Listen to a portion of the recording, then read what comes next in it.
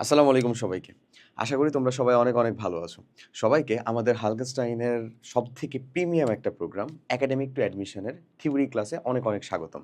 আমরা আমাদের রসায়নের আজকে যে অংশটা নিয়ে পড়াশোনা করব সেটা হচ্ছে ফার্স্ট পেপারের 2nd চ্যাপ্টার কোয়ালিটেটিভ কেমিস্ট্রি বা গুণগত রসায়ন এবং গুণগত রসায়নের আমরা আজকে পার্ট 1 টা ইনশাআল্লাহ কমপ্লিট করব। আমি তোমাদের সাথে আছি আশিকুল ইসলাম ভাইয়া। আমি পড়াশোনা করছি আপাতত ঢাকা ইউনিভার্সিটিতে 20 ব্যাচের। চলো তাহলে আমরা শুরু করি। পার্ট 1 এর মধ্যে আমরা যে অংশটা কমপ্লিট করব গুণগত রসায়নের সেটা হচ্ছে একেবারে ধারণা, হ্যাঁ? মানে আমাদের মূল কণিকা, ধারণা। ধারণার পরের অংশটা থাকবে হচ্ছে আম ধারণার পরে আমাদের হচ্ছে যে আ তাদের মূল কণিকাসমূহ আমি এটা লিখে দিচ্ছি। আমি প্রত্যেকটা পার্টের শুরুতেই চেষ্টা করব তোমাদেরকে এরকমভাবে লিখে দেওয়ার। কারণ তোমরা যারা ক্লাস কমপ্লিট করতেছো obviously ক্লাস করার সাথে, সাথে নোট কমপ্লিট করবা। ম্যাটেরিয়ালস তো পেয়েই যাবা। বাট আমার পার্সোনাল সাজেশন হচ্ছে তুমি নিজে নোট কমপ্লিট করবা অবশ্যই নিজে লিখে। তো তুমি আসলে কোন পার্ট কতটুক থেকে কতটুক কমপ্লিট করে ফেলতেছো? তোমার কাছে যে বই আছে, ধরো নাগ স্যারের বই আছে বা গুহ স্যারের বই আছে বা যেই স্যারেরই বই থাকুক না কেন, তোমার কাছে যে বই আছে, এই বইয়ের ভিতরেও কিন্তু তোমাকে আসলে প্রত্যেকটা টপিক আউট করে দেওয়া আছে। তো একটা চ্যাপ্টার রসায়নের আসলে মাত্র ৫ টা করে চ্যাপ্টার। সো খুব মজাদার আসলে বিষয়টা যে এত কম চ্যাপ্টার ভাইয়া, তাই না? বাট দুঃখজনক হচ্ছে যে চ্যাপ্টার কম হলেও তো টপিক আসলে কম না এবং চ্যাপ্টারগুলোও যথেষ্ট হেলদি। তো যেন কোনো টপিক তোমার পড়াশোনার মধ্যে মিস না যায় এটা খেয়াল রাখা হচ্ছে অবভিয়াসলি তোমার কাজ, তোমার পড়াশোনার ক্ষেত্রে। আর পড়ানোর ক্ষেত্রে কোনো একটা জিনিস যেন মিস না যায় এটা হচ্ছে আমার গ্যারান্টি, আমাদের গ্যারান্টি। এটা নিয়ে কোনো চিন্তা নাই। এবং চলো, তোমার কাজ হচ্ছে তুমি কনসেনট্রেশনটা এখানে দিয়ে রাখবা। তোমাকে এখান থেকে সম্পূর্ণ বুঝিয়ে পাঠানোর দায়িত্ব সম্পূর্ণ আমার। ওই লায়াবিলিটি আমি নিতে রাজি।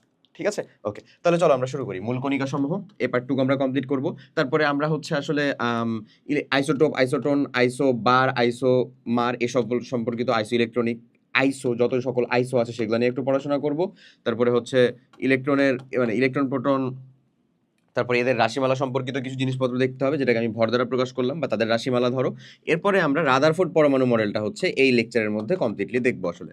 রাদারফোর্ড পরমাণু মডেল, বাট বোর্ডটা দেখবো না। বোর্ডটা আবার আমরা পরের লেকচারে দেখবো আসলে রাদারফোর্ড পরমাণু মডেল। কারণ রাদারফোর্ড বা বোর দুটোই আমরা পড়ে থাকি, বাট আল্টিমেটলি আমাদের দরকার হচ্ছে দুইটাই লাগবে এইচএসসির জন্য আবার অ্যাডমিশনের জন্য। কিন্তু দুইটাই আসলে অসম্পূর্ণ আমরা জানি। দুইটাই আসলে সম্পূর্ণ বর্তমান অবস্থার যে আধুনিক ইলেকট্রনের মতবাদ বা আমাদের প্রোটনের মতবাদ অথবা তুমি যাই বলো সেটাকে হচ্ছে যে আ আমাদের অ্যাটমিক যে মতবাদ সে মতবাদকে আসলে দুইটাই স্যাটিসফাই করতে পারে না। বাট স্টিল আমাদের পড়তে হয় ওই দুইটাই যেটা অসম্পূর্ণ আরকি দুইটাই। সো আমরা এই লেকচারের মধ্যে রাদারফোর্ড পরমাণু মডেল সম্পর্কে ডিটেইলস পেয়ে যাব। সো চলো তাহলে আমরা আর কথা না বাড়িয়ে শুরু করি হচ্ছে আমাদের পড়াশোনা। ফার্স্ট অফ অল প্রথমেই যেটা কথা সেটা হলো আমরা এইরকম একটা জিনিস বা শব্দর সম্পর্কে শুনেছি, তাই না? এই অ্যাটম শব্দটা নিয়ে আসছিলেন হচ্ছে ভাই ডাল্টন সাহেব। আচ্ছা, আমি তোমাকে একটা মানে সুন্দর মতন বিষয়টা উপস্থাপন করে দেখি। তারপরে আশা করি ভালো মতন বুঝাতে পারবো। ধরে নাও তোমার হাতে তোমার সামনে এখন একটা ল্যাপটপ, পিসি বা ট্যাবলেট যাই হোক কিছু একটা আছে সেটাতে তুমি ক্লাস দেখতেছো। তোমার হাতে একটা কলম আছে, তোমার টেবিলের উপরে একটা বই আছে, খাতা আছে। তুমি একটা চেয়ারে বসে পড়াশোনা করতেছো। সবকিছুই হোয়াটএভার ইট ইজ এটা হচ্ছে একটা অবজেক্ট। এটা আমরাও বুঝতেছি, তুমিও বুঝতেছো, সবাই বুঝতেছে। এই প্রত্যেকটাই হচ্ছে একটা অবজেক্ট। কাইন্ড অফ একটা জিনিস চিন্তা করো যে আমরা কি তৈরি হওয়াটা তাহলে এরকম ভালোভাবে বুঝাতে পারবো। ধরে নাও তোমার কাছে সবথেকে বেশি ফিজিবল লাগতে পারে হচ্ছে একটা ফোম। স্পঞ্জ টাইপের যে ফোমগুলো আছে না সেগুলা। তুমি দেখতে পাও যে আসলে ভেতর দিয়ে বাতাস চলাচলের করার মতন অথবা পানি শোষণ করার মতন যথেষ্ট স্পেস আছে, জায়গা আছে। বাট একটা আরেকটার সাথে যুক্ত এবং ছোট্ট, ছোট্ট ইউনিট দ্বারা যুক্ত। সো তোমার কাছে সবথেকে ছোট ইউনিট তোমার চোখে দেখার মতন সেটাই মনে হতে পারে। তাই না? বাট তুমি ধরো যে তোমার কাছে যদি যতটা স্পেসিফিক পাওয়ারফুল জিনিস থাকবে, তুমি যদি স্যামসাং এর ফোন দিয়ে সেটাকে জুম করে দেখো আরো বেশি ছোট করে দেখতে পারবা। তুমি যদি আসলে ইলেকট্রন মাইক্রোস্কোপ দিয়ে দেখো তাহলে আরো বেশি ছোট দিয়ে দেখতে পারবা। অণুবীক্ষণ দিয়ে দেখলে ইলেকট্রনের থেকে কম দেখতে পারবা, বাট পারবা। আবার ইলেকট্রন মাইক্রোস্কোপেরও আরো আবার আছে মানে আপডেটেড ভার্সন আছে, সেগুলা থেকে দেখলে আরো বেশি তুমি আসলে ক্ষুদ্রাতি ক্ষুদ্র পর্যায়ে দেখতে পারবা। সেরকম ভাবে প্রত্যেকটা বস্তুরই কিছু ক্ষুদ্রাতি ক্ষুদ্র পর্যায় পর্যন্ত যাওয়া যায়। যে ক্ষুদ্রাতি ক্ষুদ্র পর্যায়টা আর অবিভাজ্য বলে দিলেন হচ্ছেন ডাল্টন সাহেব। ডাল্টন সাহেব এই কথাটা বলেন এবং তিনি ওই জিনিসটার নাম দিলেন হচ্ছেন আসলে অ্যাটম। অ্যাটম, অ্যাটোমা থেকে আসা এই শব্দটা, যার অর্থ হচ্ছে ভাইয়া অবিভাজ্য। অবিভাজ্য মানে যেটাকে আর ভাঙা যায় না, এটা হচ্ছে ওনার কথা। বাট কালের পরিক্রমার মাধ্যমে আসলে এটা ভুল প্রমাণিত হলো এবং দেখা গেল যে না, আমরা যেটাকে অ্যাটম বলতেছি সেটাকেও আসলে ভাঙা যায়। সেটা হচ্ছে মানে একেবারে বস্তুর বা অবজেক্টের সর্বক্ষুদ্র পর্যায় এবং ওই ক্ষুদ্র পর্যায়টাকে ভাঙলেও আমরা সেখানে বিভিন্ন টাইপের কণিকা পেতে পারি। কি পেতে পারি বলো? কণিকা পেতে পারি। এই কণিকাগুলাকেই বলতেছি আমরা পরমাণুর মূল কণিকা। মানে পরমাণুকে আসলে ভাঙা যায়, পরমাণুর মূল কণিকা। তার মানে আমরা যদি বলি কণিকা, ধরে নাও একটা অবজেক্ট, একটা অবজেক্ট, হ্যাঁ, এটা যেটাই হোক না কেন, একটা ফুটবল হোক, তোমার হাতের যে কোনো একটা যাই হোক না কেন, এই একটা অবজেক্ট, এটাকে ধরো তুমি ভাঙলা, এটাকে ভাঙতে ভাঙতে সব থেকে ছোট পার্টটা হিসেবে কি পাবা, সেটা সেখানে পাবা বলো, পরমাণু পাবা, পরমাণু পাবা। হ্যাঁ, ওই পরমাণুকে ধরো ভাঙলা, ওই পরমাণুকে ভাঙলে তুমি পাবা হচ্ছে সেখানে আসলে মূল কণিকা। কি পাবা ভাইয়া? মূল কণিকা, মূল কণিকা। এবং এটা হচ্ছে সকল পরমাণুর ক্ষেত্রেই ফিক্সড। আমরা সাধারণত 8, 9 মানে 8, 9, 10 পর্যন্ত জেনে আসতাম যে মূল কণিকা বলতে আসলে সেখানে আমরা কি পাবো, ইলেকট্রন, প্রোটন, নিউট্রন। হ্যাঁ, ইলেকট্রন, প্রোটন, নিউট্রনও পাবা, বাট মূল কণিকা আসলে আরো কয়েকটা জিনিসপত্র আছে, মূল কণিকা আর একটু ব্রডলি বিভক্ত। আমরা সবগুলাই হচ্ছে একটু ডিটেলসে দেখবো। এবং পাশে তোমাকে একটা সুন্দর মতন ফিগার আউট দেওয়া আছে। এই ফিগারের লেআউটটা যদি একটু লক্ষ্য করো তাহলে বুঝতে পারবা যে এটা আসলে যেই পরমাণু মডেলটাকে ডিনোট করতেছে তোমরা সকলেই জানো। তারপর আমি একটু বলে দিই, সেটা হচ্ছে রাদারফোর্ড পরমাণু মডেলটাকে, সৌর পরমাণু মডেলের মতন, তাই না? রাদারফোর্ড পরমাণু মডেল, যদি আমরা রাদারফোর্ড পরমাণু মডেল দেখবো তখন আশা করি আরো বেশি ডিটেলসে ক্লিয়ার হবে। রাদারফোর্ড পরমাণু মডেল, ওকে, এটাকে আসলে ডিনোট করা হচ্ছে এরা দ্বারা। এখানে আসলে কি বোঝানো হচ্ছে, সেম টু সেম জিনিস, যে তুমি আসলে যদি একটা পরমাণুকে ভাঙো তাহলে পরমাণুর ভিতরে মূল কণিকা সমূহ পাবা। মূল কণিকা পাবা না, মূল কণিকা পাবা, বাট অংশ পাবা হচ্ছে দুইটা। কয়টা অংশ পাবা? অংশ পাবা হচ্ছে ভাই দুইটা। আমি যদি তোমাকে একটু অংশগুলো সম্পর্কে বলে দিই, অংশ পাবা হচ্ছে দুইটা। একটা হচ্ছে নিউক্লিয়াস, নিউক্লিয়াস বা কেন্দ্র, হ্যাঁ, নিউক্লিয়াস বা কেন্দ্র। আর আরেকটা যেটা পাবা সেটা হচ্ছে মানে নিউক্লিয়াস বহির্ভূত যে অংশ, বাইরের অংশ, এত বড় না লিখে বাইরের অংশই লিখি, বাইরের অংশ, এই দুই জায়গাটা পাবা, বাইরের অংশ। তো আমরা যেই মূল কণিকাগুলো বলতেছি, এই মূল কণিকাগুলোর অবশ্যই অবস্থান আছে একটা, যে কে কোথায় থাকে। তার মানে যেহেতু দুইটা জায়গা মাত্র থাকার জন্য জায়গা কয়টা বলো তো? এই যে এই দুইটা, একটা হচ্ছে নিউক্লিয়াস বা কেন্দ্র, আর একটা হচ্ছে বাইরের অংশ। সো ধরে নাও আমাদের জানা যে ইলেকট্রন, প্রোটন, নিউট্রনগুলো অ্যাটলিস্ট তিনটার নাম তো আমরা জানি, ওরাও তো কিন্তু আমাদের মূল কণিকার ভিতরে অন্তর্ভুক্ত। তো ওইটার মধ্যে ইলেকট্রন থাকে হচ্ছে বাইরের অংশে, যেমনটা এখানে এটা দ্বারা বোঝানো হচ্ছে যে এগুলা হচ্ছে আমাদের ইলেকট্রন, এগুলো হচ্ছে আমাদের ইলেকট্রন। ইলেকট্রন থাকে হচ্ছে বাইরের মধ্যে, বাইরের অংশে। আর এই টোটাল পার্টটাকে বলা হচ্ছে ভাই নিউক্লিয়াস, নিউক্লিয়াস বা সম্পূর্ণ কেন্দ্র। ওই কেন্দ্রের মধ্যে থাকবে হচ্ছে প্রোটন এবং নিউট্রন, প্রোটন এবং নিউট্রন। তো এই যে দেখো প্রোটন, দেখো কোথায় আছে, কেন্দ্রে আছে, এবং নিউট্রন এটা কোথায় আছে, এখানে আছে। আর ইলেকট্রন দেখো ভাই বাইরে আছে। সো জাস্ট এই কয়টা দিয়েই না, আরো বেশ কিছু মূল কণিকা রয়েছে, আমরা এটাকে এখনই তোমাকে দেখবো। একেবারে মনে রাখানোর মতন টেকনিক থেকে টিপস ট্রিক্স সবকিছুই বলে দিব, কি কি মনে রাখা লাগবে সেখান থেকে সেগুলোও বলে দিব, কোনো চিন্তা নাই। বাট তুমি আলটিমেটলি খালি প্রিলিমিনারি একটু বুঝে যাও যে আমরা আসলে কোন দিকে আলোচনা করতে ঢুকেছি। মানে ধরে নাও আমরা এখনো পর্যায় সারণী রিলেটেড কথাবার্তাই বলি নাই, বুঝছো কিন্তু, ঠিক আছে? ওটা আমরা থার্ড চ্যাপ্টারে যে কথাবার্তা বলবো। এখানে পর্যায় সারণীরও আগে ওই যে একটা পর্যায়ের ভিতরে ধরো একটা অ্যাটম আছে, একটা হচ্ছে পরমাণু আছে, সেগুলা রিলেটেড যাবতীয় আলোচনা। এবং আমি এখন থেকে এখন ধরো তোমাকে যত কিছু ডিটেলস আলোচনা করাচ্ছি, এই ডিটেলসটা তোমার একাডেমিক লাইফে অবভিয়াসলি পসিবল, মানে প্রয়োজনীয়। বিলিভ মি, বিলিভ মি, এই যে আমরা ফুল একটা লেকচার কমপ্লিট করাচ্ছি না, এই লেকচারটা ভাইয়া আমি তোমাকে একটু বলে দিই, যেহেতু তার তুমি একটা এটার গুরুত্ব বা ধরো ইন্টেন্সিটি বুঝতে পারবা। এই ফুল লেকচারটা ধরো অ্যাবাউট 1 ঘন্টা থেকে 1.5 ঘন্টা মতন যাবে, এই ফুল লেকচারটা আশা করা যায়। তো এই ফুল লেকচারটা আমরা যখন হচ্ছে যে অ্যাডমিশনে পড়াই, ধরো গুণগত রসায়ন অধ্যায়টাকে, বা তোমাকে রিভিশনে পড়াবো, তখন এই লেকচারটা বিলিভ মি আমি 10 মিনিটে শেষ করি, 10 মিনিটে শেষ করি। তার মানে বুঝতেছো, 10 মিনিটে শেষ করি বলতে ওখানে যে কোনো কিছু আমরা বাদ দিয়ে যাই এমন না, বাট একেবারে জিস্টটা দেই, একেবারে প্রয়োজনীয় পার্টটুকু খালি দেই। সো ওই জিনিসটা তোমাকে বুঝতে হবে। এখন আমরা যে কথাগুলো বলতেছি এগুলো তোমার বেসিক বিল্ড আপ করার জন্য অনেক বেশি প্রয়োজনীয়, অনেক বেশি জরুরি। ওটা কিন্তু লাগবে, এটাকে চাইলেও তুমি স্কিপ করতে পারো না, অ্যাটলিস্ট একাডেমিক লাইফে, ঠিক আছে?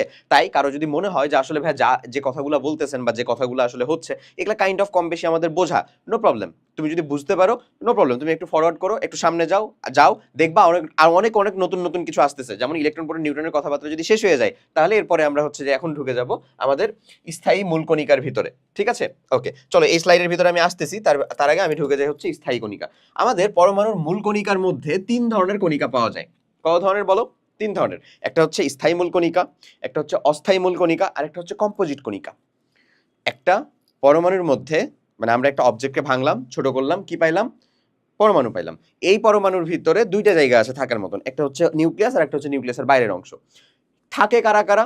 3 ধরনের কণিকা সেখানে থাকতে পারে। 3 ধরনের কণিকা, 3টা কণিকা না, ইলেকট্রন প্রোটন নিউট্রন না, ইলেকট্রন প্রোটন নিউট্রন না, 3 ধরনের কণিকা, তার মধ্যে ইলেকট্রন প্রোটন নিউট্রনও কিছু। আচ্ছা, 3 ধরনের কণিকা কি কি? একটা হচ্ছে স্থায়ী মূল কণিকা, একটা হচ্ছে অস্থায়ী মূল কণিকা, আর একটা হচ্ছে কম্পোজিট কণিকা। এই যে স্থায়ী মূল কণিকা দেখে নাও, আমাদের স্থায়ী মূল কণিকা, এই হচ্ছে অস্থায়ী মূল কণিকা এবং কম্পোজিট কণিকা। আচ্ছা, এই এক্সট্রা কিছু জিনিসপত্র যে ইনফরমেশনগুলো জানা লাগবে সেটা আমি দিয়ে দিই। কম্পোজিট কণিকার অপর নাম হচ্ছে ভারী কণিকা, হ্যাঁ, কম্পোজিট কণিকার অপর নাম হলো আমাদের কি ভারী কণিকা। আচ্ছা, স্থায়ী মূল কণিকা কারা? ইলেকট্রন প্রোটন নিউট্রন, যেগুলো আমাদের যারা সব সময় পরমাণুতে থাকে, সব সময় পরমাণুতে থাকবে তারাই হচ্ছে আমাদের স্থায়ী মূল কণিকা। অস্থায়ী মূল কণিকা কি? স্বল্প সময়ের জন্য থাকে এবং এদেরই আসলে হচ্ছে বিকিরণ ঘটতে পারে, স্বল্প সময়ের জন্য থাকে। এখন তোমার এখান থেকে কি জানা লাগবে বলো তো? স্বল্প সময়ের জন্য থাকে, তোমার এখান থেকে জানা লাগবে হচ্ছে উদাহরণগুলা।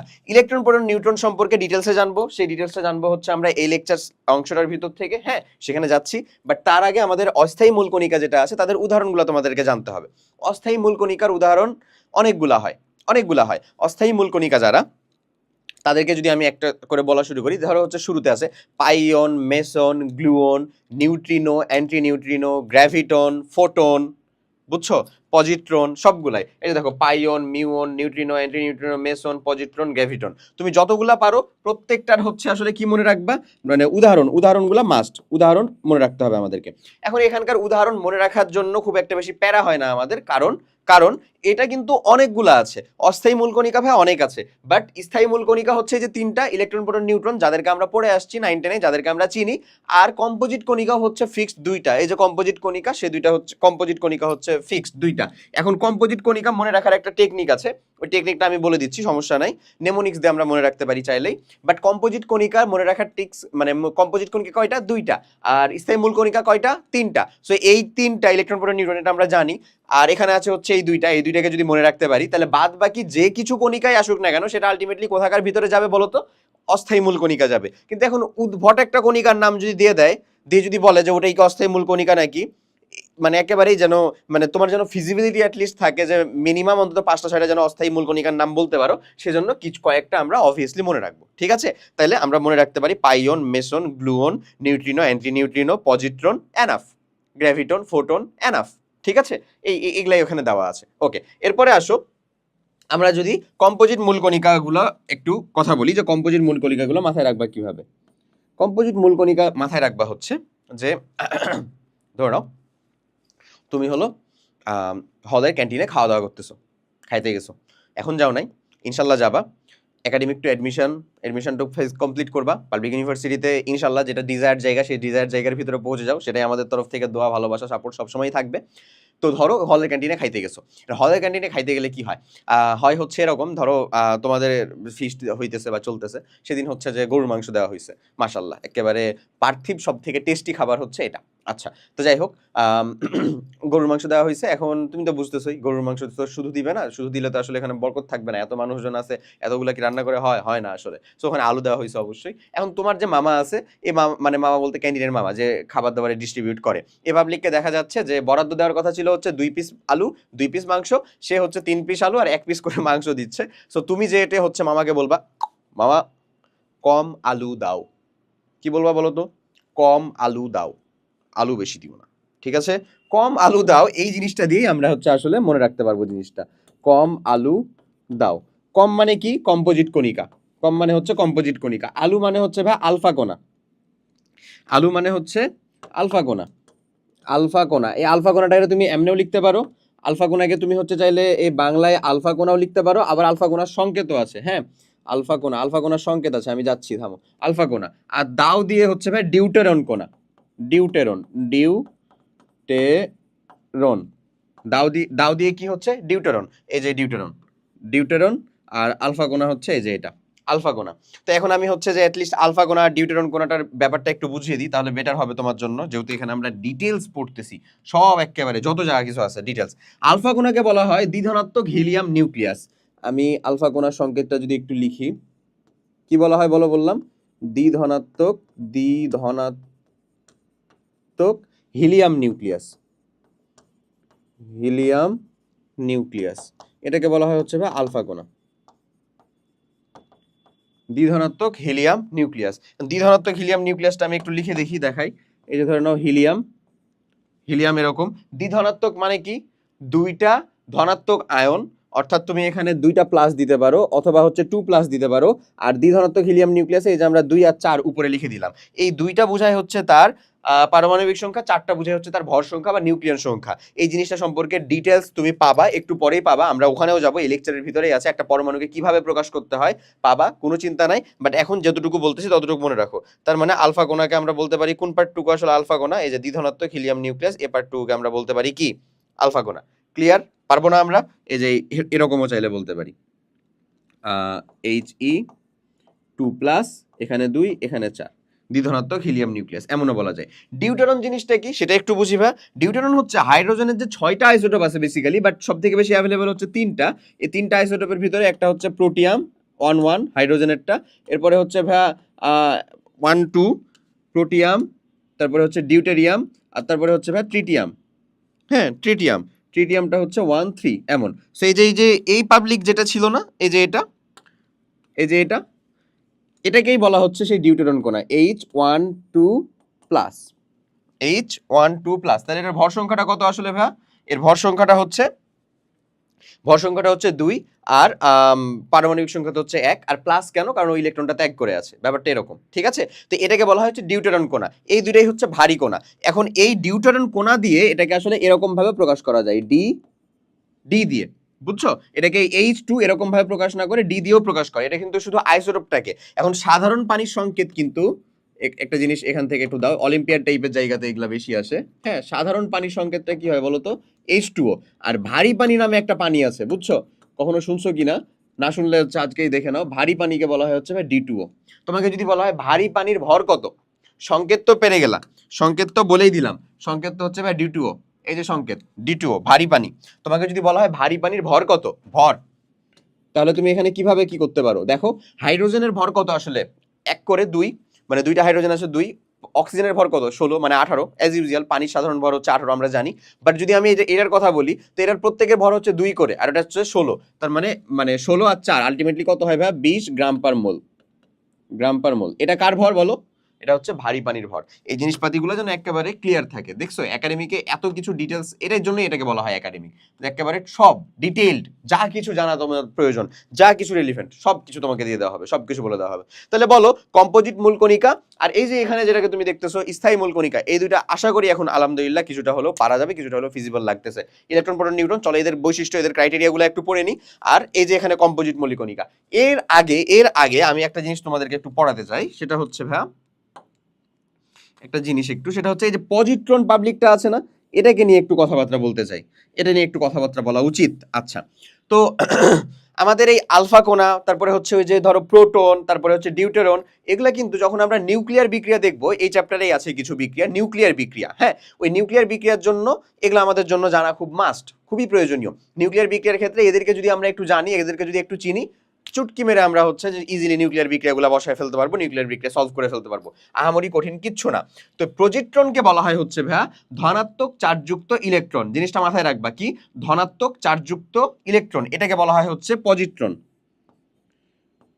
ধনাত্মক চার্জযুক্ত ইলেকট্রন। এখন একটা কমন কোয়েশ্চেন আসতে পারে যে ভাই এটা কি বললেনটা কি? হ্যাঁ, ধনাত্মক চার্জযুক্ত ইলেকট্রন, ইলেকট্রনের চার্জ তো অলওয়েজ নেগেটিভ, ধনাত্মক হইতে পারে?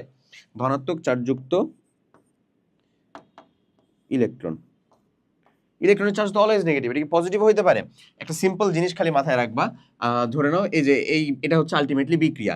এই বিক্রিয়ার ক্ষেত্রে জাস্ট তুমি ইমাজিন করো যে তোমার প্লাস ইলেকট্রন, একটা ইলেকট্রন এসে প্রবেশ করছে, ধরে নাও, আর এদিকে কিছু একটা ছিল।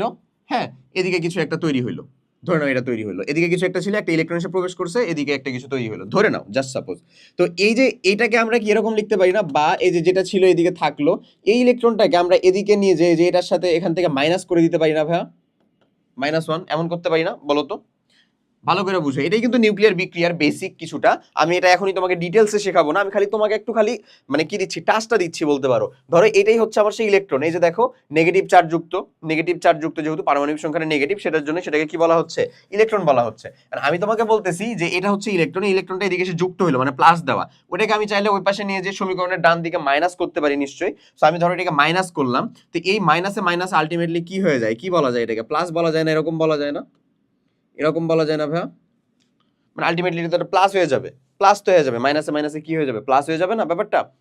সো এই যে দেখো ধনাত্মক চার্জযুক্ত ইলেকট্রনটা কিন্তু বাই ডিফল্ট এরকম ভাবে চলে আসে, মানে বলা যায় থিওরিটিক্যালি। সো এই যে ধনাত্মক চার্জযুক্ত ইলেকট্রনটাকে কি বলা হয়? পজিট্রন বলা হয়।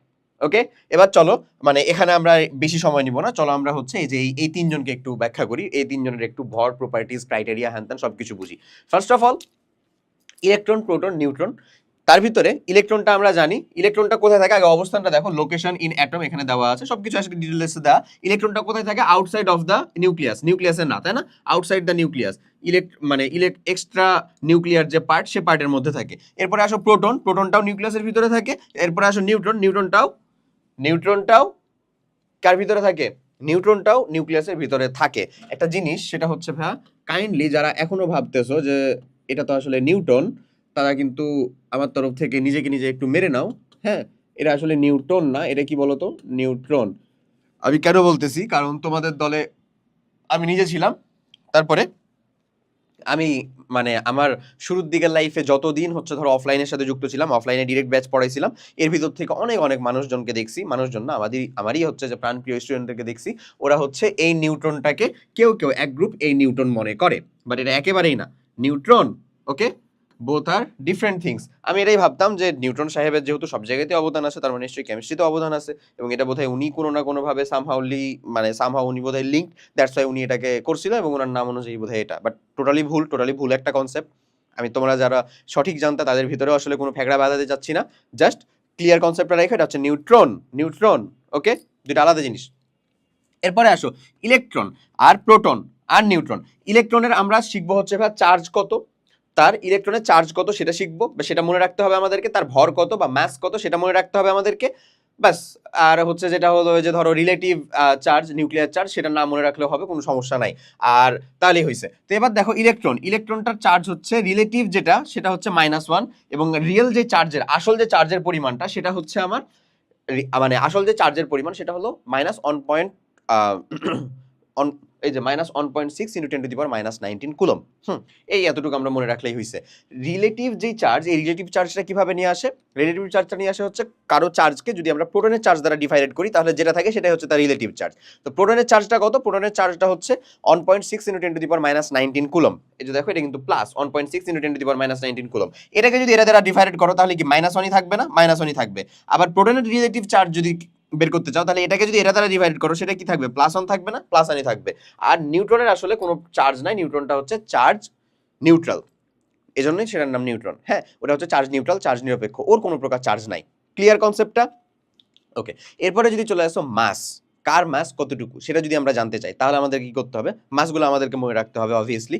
সব থেকে বেশি ভর যার, সেটা হচ্ছে ভাই নিউট্রনের। নিউট্রন হচ্ছে সব থেকে বেশি ভারী। হ্যাঁ, ইলেকট্রন হচ্ছে সব থেকে বেশি হালকা, সব থেকে বেশি হালকা, এবং তার ভরটা এতটাই কম যে কাইন্ড অফ সেটা হচ্ছে কিছু কিছু ক্ষেত্রে নগণ্য। ঠিক আছে, সো ইলেকট্রনের যে ভরটা, এটা মনে রাখতে হবে 9.11 × 10⁻31 কেজিতে। যদি তুমি আসলে বলতে চাও, তুমি এখানে আসলে যতটা বেশি পারদর্শী হবা, 9.11 × 10⁻28 গ্রাম, তো গ্রাম, কেজি, তারপরে হচ্ছে এমইউ, হ্যান ত্যান, এগুলাতে আসলে ট্রান্সফার করতে যতটা বেশি পারদর্শী হবা, বিলিভ মি, তুমি এগুলা থেকে ম্যাথমেটিক্যাল এক্সপ্রেশন, তারপরে হচ্ছে এমসিকিউ, তত ভালো বেশি উত্তর করতে পারবা। প্যারা নাই, যতটুকু লাগবে ততটুকু আমরা বলবো। এটাকে আমরা এমইউ, মানে ইলেকট্রন চার্জটা, হ্যাঁ ইলেকট্রন চার্জটাকে এমইউ হচ্ছে এমইউ, এখানে এমইউ আমরা ভর দ্বারাও প্রকাশ করতে পারি। এমইউ এই জিনিসটা কি, একটু পরেই যাচ্ছি, সমস্যা নাই, একটু খালি ধৈর্য ধরো, একটু পরেই যাবো সেখানে। আর এখানে আমরা চাইলে এই কুলমটাকে আবার অনেকেই প্রকাশ করতে পারে ESU, electrostatic unit, EMU, electromagnetic unit, অনেকগুলো ইউনিটের ভিতরেই প্রকাশ করা হয়। তোমার জন্য এত বেশি দরকার নাই। এই যে 4.18 × 10⁻12 ইএসইউ, হ্যান ত্যান, এগুলো অনেক জায়গার ভিতরে দেখবা। প্রথম এগুলো অনেক বেশি প্রয়োজনীয়, অনেক বেশি হচ্ছে যে তোমাকে গুলে খাওয়ানো ট্রাই করা হবে, বাট বিলিভ মি, অপ্রয়োজনীয়, খুব বেশি লাগবে না। যখন লাগবে তখন কালের পরিক্রমায় তুমি কিছুটা হলেও ধরে নিতে পারবা, শিখে নিতে পারবা। তা আপাতত একেবারে বেসিক যেটুকু দরকার সেটুকুই হচ্ছে শিখো।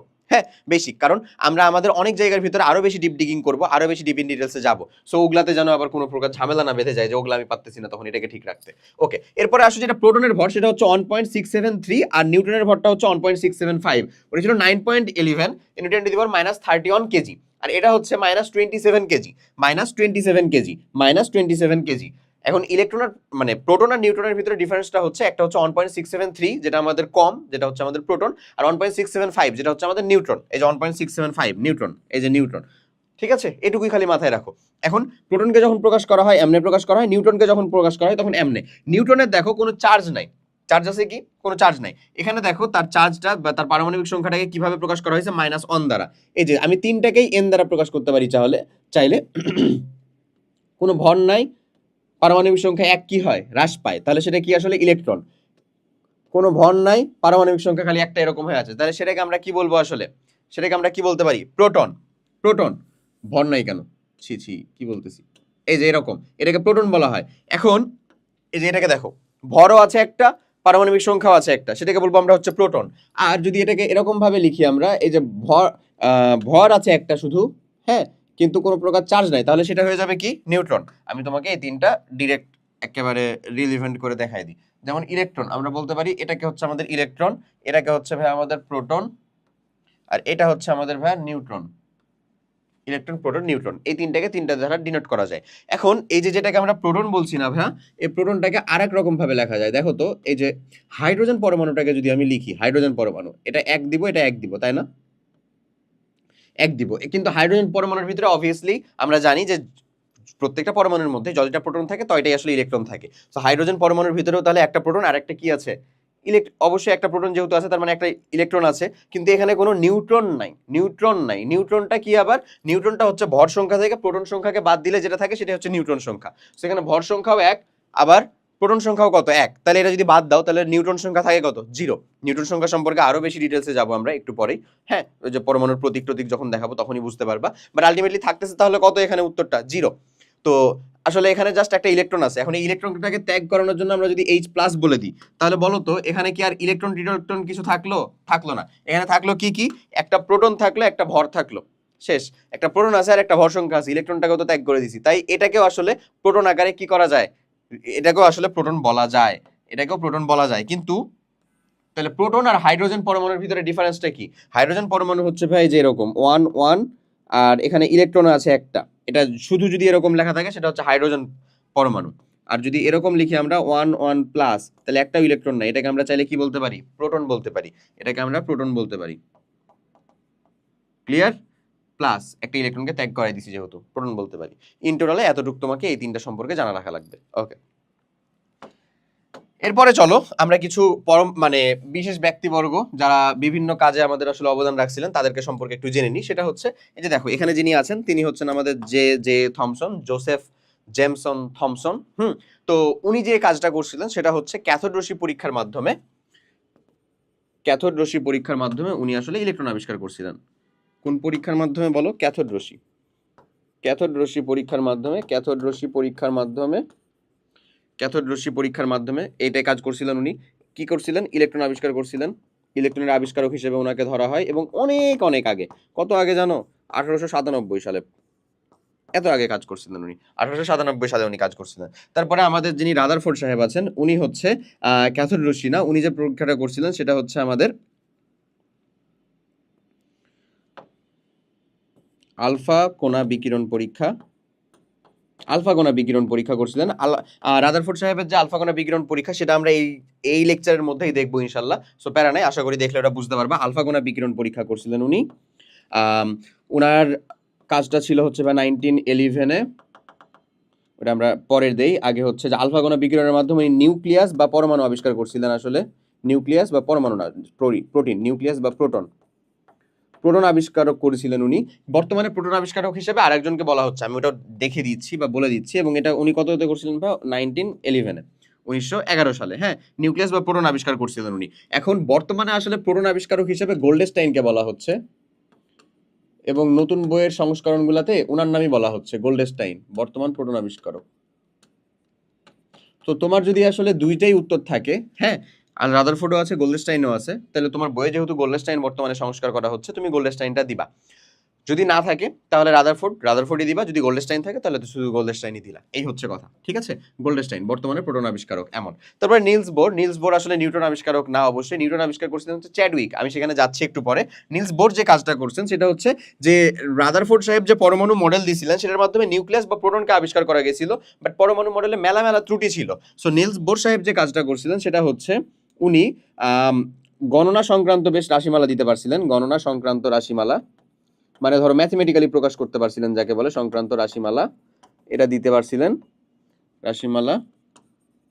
এবং উনারটা ওই সময় সব থেকে বেশি জনপ্রিয় হচ্ছে প্রোটনীয় মানে মতবাদ ছিল, জনপ্রিয় মডেল বলতে পারো। মডেল বলতে এমন ভেবো না যে উনি বোধহয় মডেল শো করতেন, এমন কিছু ওরকম না আর কি। জনপ্রিয় কি অ্যাটম মডেল। আচ্ছা ঠিক আছে, চলো আমরা হচ্ছে তাহলে এটাকে ঠিক করে লিখি। হ্যাঁ, জনপ্রিয় উনি অ্যাটম মডেল দিতে পারছিলেন, অ্যাটমিক মডেল। ওকে, উনারটা রাদারফোর্ড সাহেবের থেকেও, কারণ রাদারফোর্ডের যে প্রবলেমগুলো ছিল এটা ওখানে দূর হয়ে গেছে। এবং এখানে আর একটা যেটি কাজ করছিলেন সেটা হচ্ছে 1913-এ, উনি জাস্ট 2 বছর পরে। এবং তুমি জেনে রাখো এই রাদারফোর্ড সাহেবেরই শিষ্য হচ্ছেন, মানে ইনি উনার গুরু, আর উনি ওনার হচ্ছে শিষ্য। বুঝছো? এমন উনি ওনার ল্যাবেই কাজ করতেন, এমন ছিল ওনাদের মধ্যেকার সম্পর্ক। হ্যাঁ, এখন আমি তোমাকে যে কাজটা বলতেছিলাম সেটা হলো যে আসলে তুমি এটার ইলেকট্রনের আবিষ্কারককে পাইলা, প্রোটনের আবিষ্কারককে পাইলা, তাহলে নিউট্রনের আবিষ্কারকটাকে। তোমাকে এই জিনিসটা যেটা দিয়ে মনে রাখতে হবে সেটা হচ্ছে যে একটা সুন্দর মতন ছন্দ আছে আমাদের, we have many mnemonics actually. চলো আমরা যেটা দিয়ে মনে রাখবো সেটা হচ্ছে ইট, পরে, নিচে। হ্যাঁ, ইট মানে কি? ইলেকট্রন আবিষ্কার করছেন কে? টি দিয়ে হচ্ছে থমসন, জে থমসন। ওই যে দেখো জে থমসন আছে না, জে থমসন। পরে প দিয়ে কি ভাইয়া? প্রোটন। প দিয়ে হচ্ছে ভাই আমাদের প্রোটন আবিষ্কার করছেন কে আসলে? রাদারফোর্ড। আর যদি আসলে উত্তরে থাকে হচ্ছে আমাদের গোল্ডস্টাইন, তাহলে গোল্ডস্টাইন দিলাম। আর নিচে এন দিয়ে কি? নিউট্রন আবিষ্কার করছেন কে ভাইয়া? চ্যাডউইক।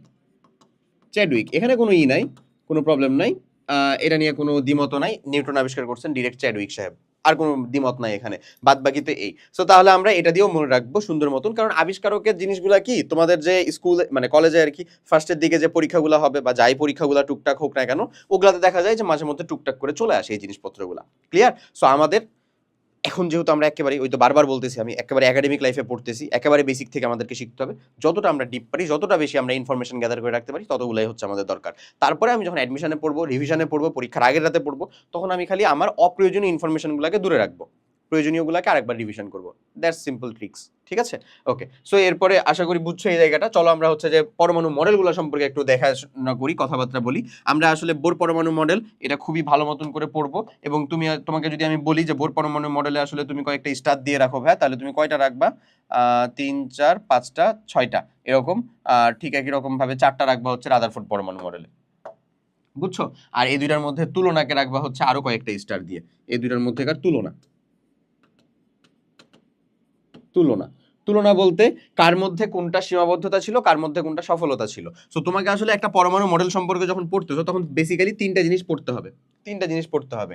একটা হচ্ছে যে কাজটা কি ছিল আসলে, হ্যাঁ, কাজটা কি, কার্য হয়ে গেছে আসলে, কাজটা কি আসলে বা পরীক্ষাটা কি, কাজটা কি তুমি বলতে পারো আসলে মানে পরীক্ষার ডিটেলস, হ্যাঁ, কার্যপদ্ধতি বা পরীক্ষার ডিটেলস, যে আসলে উনি কি করছিলেন।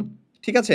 তারপরে চলে আসবে হচ্ছে যে কি করার কারণে ওখানে সবকিছু সিদ্ধান্ত গৃহীত হয়ে গেছে। কারণ ওই সিদ্ধান্তগুলো আসলে কতগুলা যৌক্তিক ছিল, কতগুলা পরে আবার হচ্ছে যে খণ্ডিত হয়েছিল বা কতগুলাকে বাদ দেওয়া হয়েছিল, এই যাবতীয় ডিটেলসটা এখানে থাকবে। সো কাজটা কি, এটা প্রথমে কার্যপদ্ধতি, এটা তুমি পড়লা। এই কার্যপদ্ধতি পড়ার পরে ওনার সাফল্যগুলা পড়া লাগবে, যে ওনার এই পরমাণু বা এই পরীক্ষার সাফল্যগুলা কি ছিল, হ্যাঁ, মানে সাকসেসগুলা কি কি। আর তারপরে হচ্ছে সীমাবদ্ধতা বা ড্রব্যাকগুলা কি কি, সীমাবদ্ধতাগুলা কি কি ছিল, তাহলে হয়েছে। আলটিমেটলি এই তিনটা জিনিস যদি তুমি পড়ে কমপ্লিট করতে পারো তাহলে তোমার ডান। তা আমরা পড়বো হচ্ছে কার, একটা হচ্ছে রাদারফোর্ড পরমাণু মডেলের এই জিনিসটা পড়বো এবং বোর পরমাণু মডেলেরও এই জিনিসটা পড়বো। এই তিনটা করে জিনিস, রাদারফোর্ড পরমাণু মডেলের এই তিনটা পড়বো, বোর পরমাণু মডেলের এই তিনটা পড়বো। ক্লিয়ার? ওকে, এখন আসো থমসনের পরমাণু মডেল বা প্লাম্বাং পুডিং মডেল। এটাকে 1898 সালে এটা আবিষ্কার করা হয়েছে, 1898 সালে। ওইটা সর্বপ্রথম পরমাণু মডেল ছিল। তার আগ পর্যন্ত পরমাণুর জাস্ট একটা ধারণা ছিল, এবং সেটা ছিল হচ্ছে ডাল্টন সাহেবের। এবং ডাল্টন সাহেব বলে গেছিলেন কি, যে যাকেই তুমি ভাঙো না কেন আলটিমেটলি একটা অবিভাজ্য জায়গা পাবা, সেটাকে আমরা অ্যাটম বলতেছি, যেটা আমরা একেবারে শুরুতে নিয়ে আসছিলাম। তারপরে আসছে মেনলি থমসন সাহেব বললেন যে না, এটাকে ভাঙলে আসলে আরো জিনিসপত্র পাওয়া যাবে, যেটার ভিতরে আসলে কি পাওয়া যায়, মানে ইলেকট্রন, প্রোটন, নিউট্রন, এই তিনজনকে পাওয়া যায়। ও আচ্ছা, এতক্ষণ ধরে কথাবার্তা বলতেছি অথচ এই জিনিসই বলা হয়নি, তাই না? বর্তমানে ইলেকট্রন, প্রোটন, নিউট্রনকেও ভাঙা যায়, এবং ইলেকট্রন, প্রোটন, নিউট্রনকে ভেঙে যে জিনিসটা পাওয়া যায় সেটা হচ্ছে কোয়ার্ক। এখন আমাদের ইনফরমেশনের কোনো আসলে আনঅ্যাভেলেবিলিটি নাই, সত্যি বলতে কোনো প্রকার আনঅ্যাভেলেবিলিটি নাই ভাইয়া। সো ওই যে আনঅ্যাভেলেবিলিটি যেহেতু নাই, তাই আমি এগুলোর ভিতরে বেশি ঢুকবো না, তোমাদেরকে বলে দিলাম এদেরকেও যদি ভাঙো কোয়ার্ক পাবা। কোয়ার্ক আসলে কত ধরনের বলো তো? 6 ধরনের।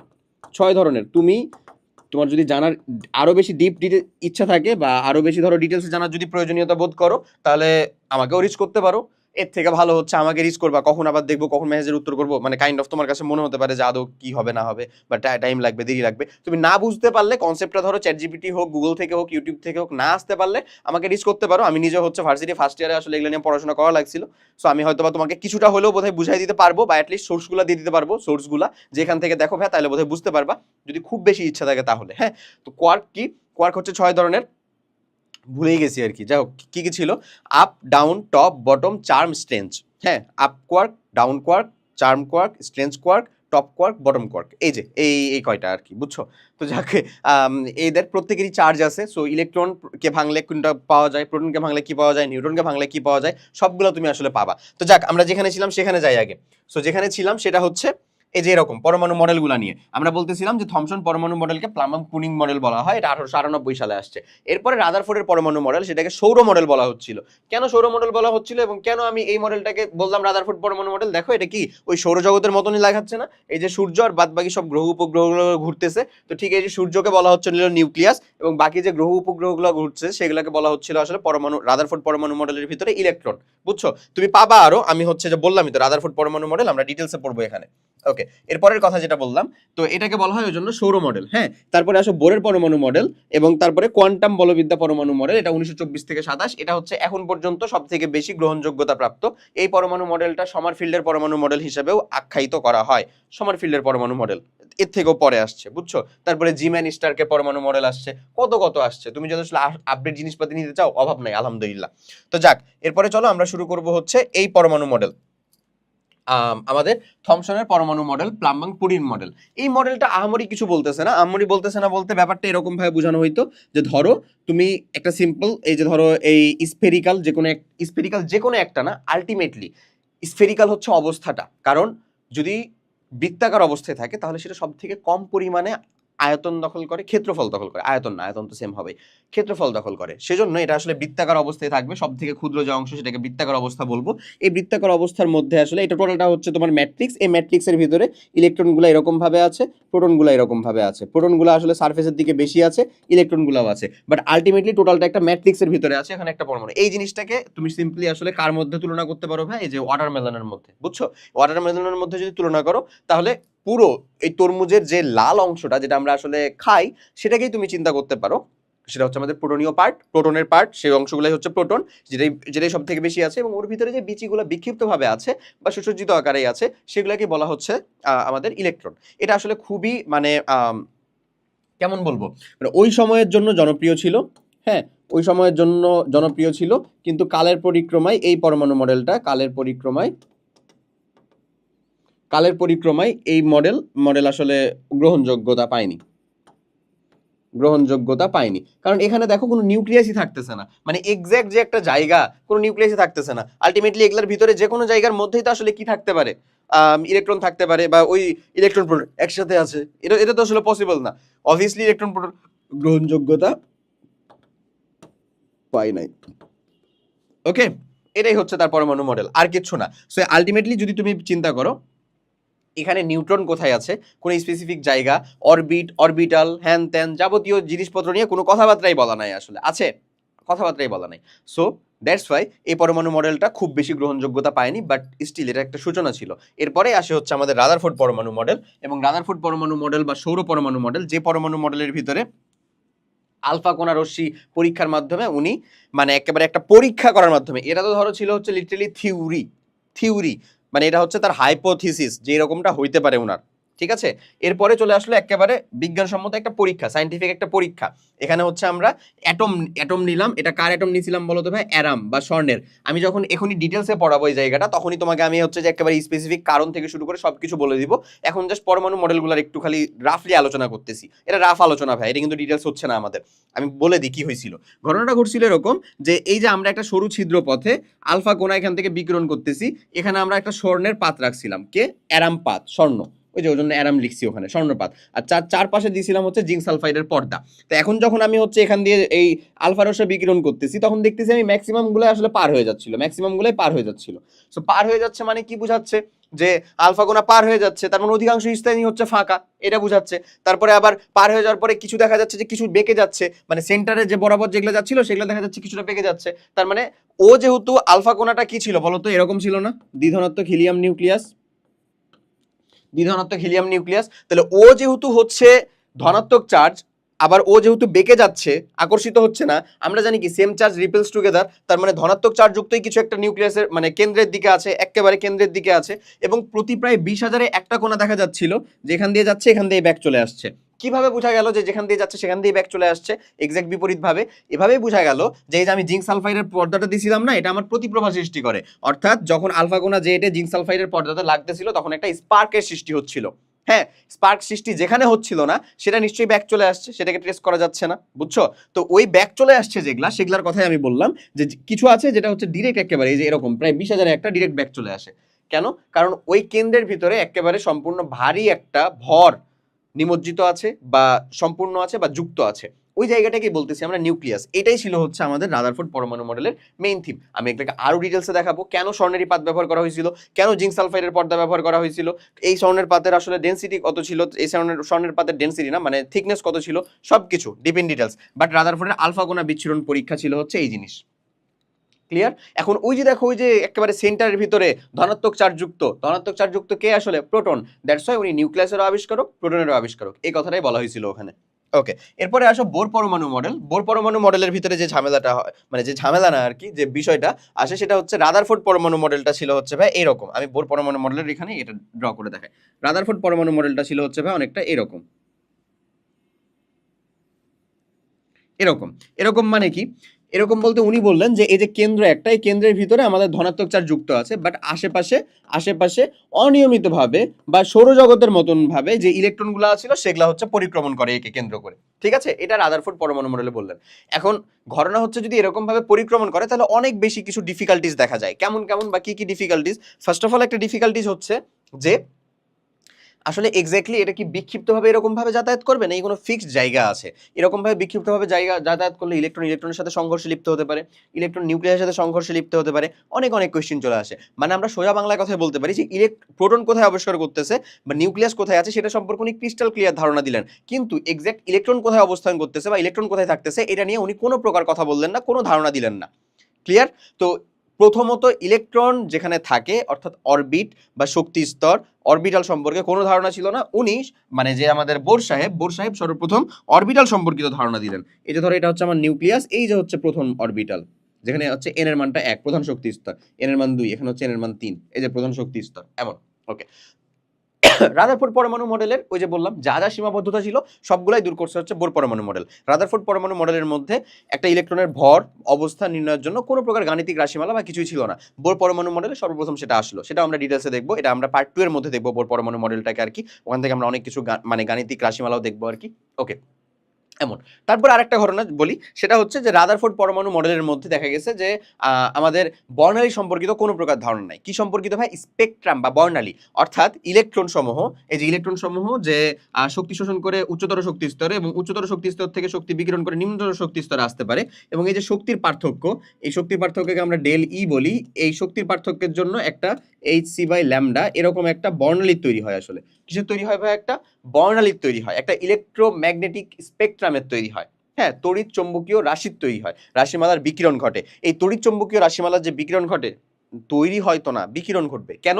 কারণ আমরা জানি যে শক্তি রূপান্তর হওয়া সম্ভব, নিশ্চয়ই তৈরি হওয়া সম্ভব বা প্রডিউস হওয়া সম্ভব না, ধ্বংস হওয়া সম্ভব না, খালি রূপান্তর হওয়া সম্ভব। তো ওই ঘটনাই ঘটে, এই যে শক্তিটা, এই যে শক্তি শোষণ করলো অথবা গ্রহণ মানে বর্জন করলো, এটা আসলে এই যে তড়িৎ চৌম্বকীয় রাশি আকারে কি হয়ে যায়? বিকিরিত হয়ে যায়। তো এটা যদি আমাদের দৃশ্যমান অঞ্চল, আমরা যেটা আসলে দেখতে পাই, আমরা আমাদের দৃশ্যমান অঞ্চল দেখার অঞ্চলটা হচ্ছে 380 থেকে 780 ন্যানোমিটার, এগুলো সবই আমরা দেখবো, এগুলো সবই আমাদের ধীরে ধীরে আছে আসলে।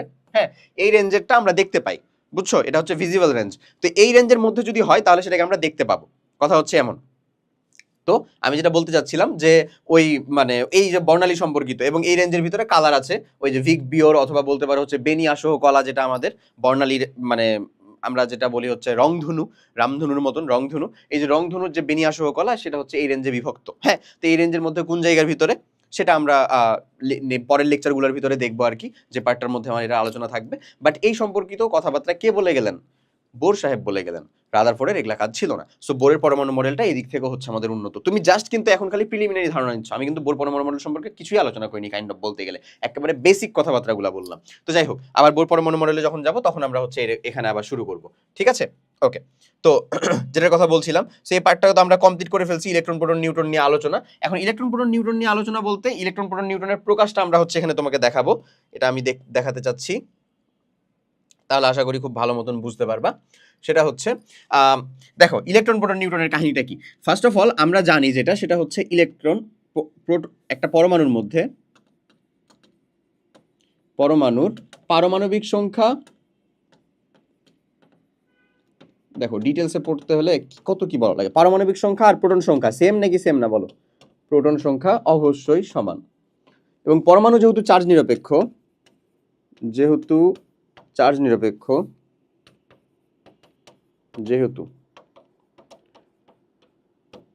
নিরপেক্ষ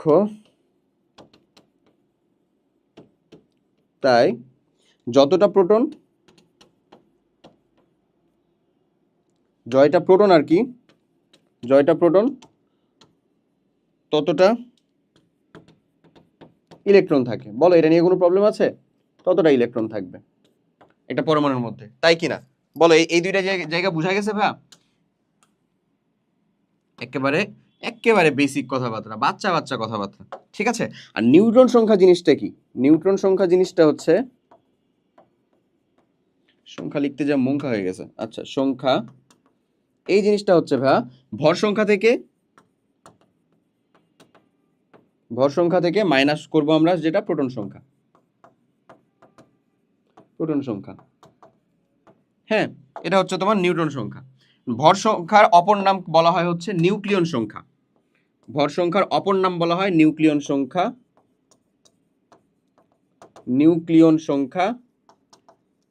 ভর সংখ্যাকে প্রকাশ করা হয় হচ্ছে ভাই জেড দ্বারা,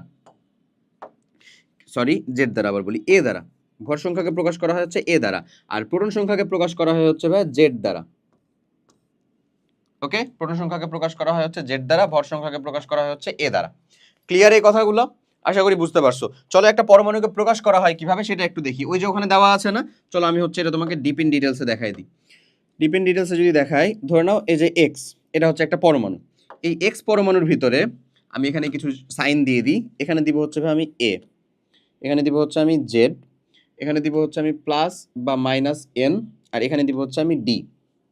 দেখো প্রত্যেকেরই আলাদা আলাদা পরিচয় আছে, এবং প্রত্যেকের পরিচয় কি সেটা জানাই হচ্ছে আমাদের এখনকার কাজ। এ কি? এ কিন্তু অলরেডি তোমরা জানো, এটা হচ্ছে ভর সংখ্যা বা নিউক্লিয়ন সংখ্যা। ভর সংখ্যার অপর নামটাকে কি বললাম আমরা? নিউক্লিয়ন সংখ্যা, ভর সংখ্যা বা নিউক্লিয়ন সংখ্যা। জেড কি? জেড হচ্ছে তোমার প্রোটন সংখ্যা বা পারমাণবিক সংখ্যা। সো পারমাণবিক সংখ্যা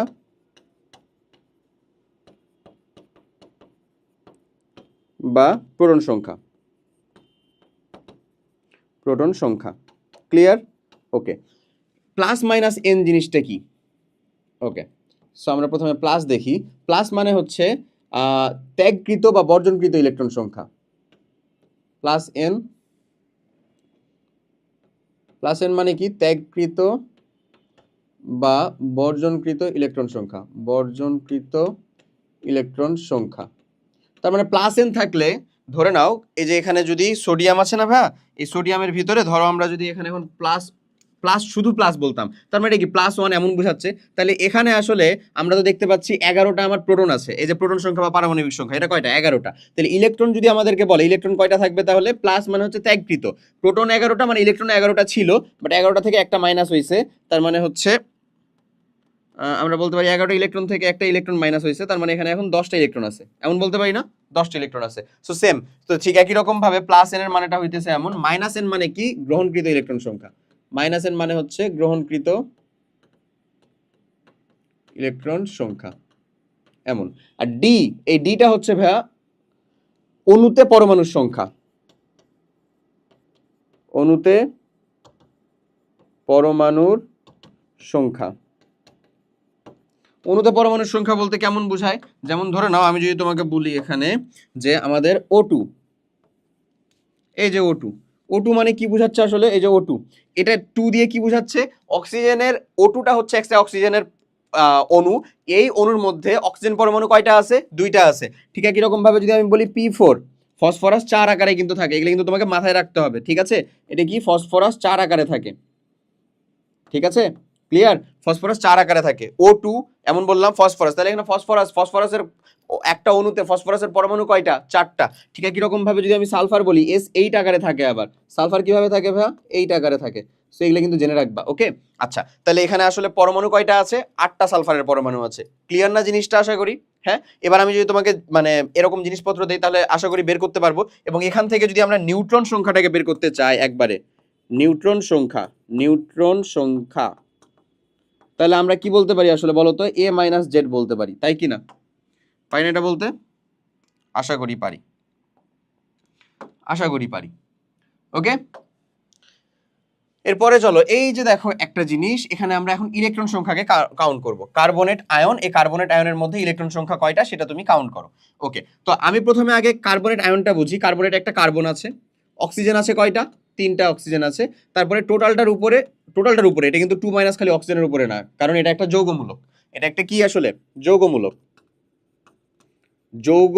যৌগ কিন্তু মূলকের ন্যায় কাজ করে, তাদেরকে আমরা বলি হচ্ছে রেডিকাল বা যৌগমূলক।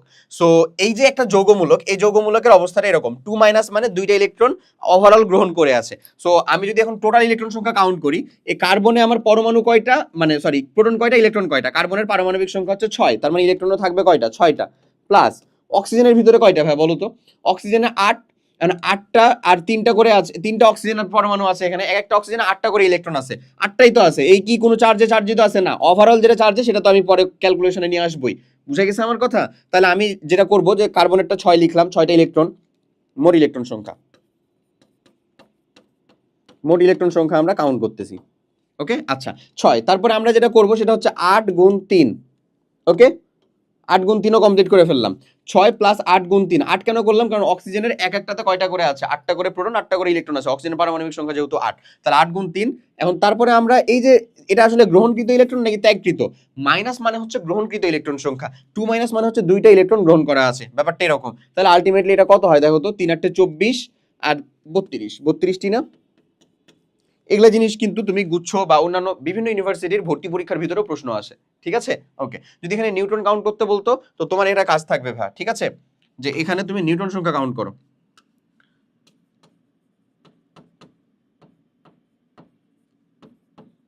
সংখ্যা গণনা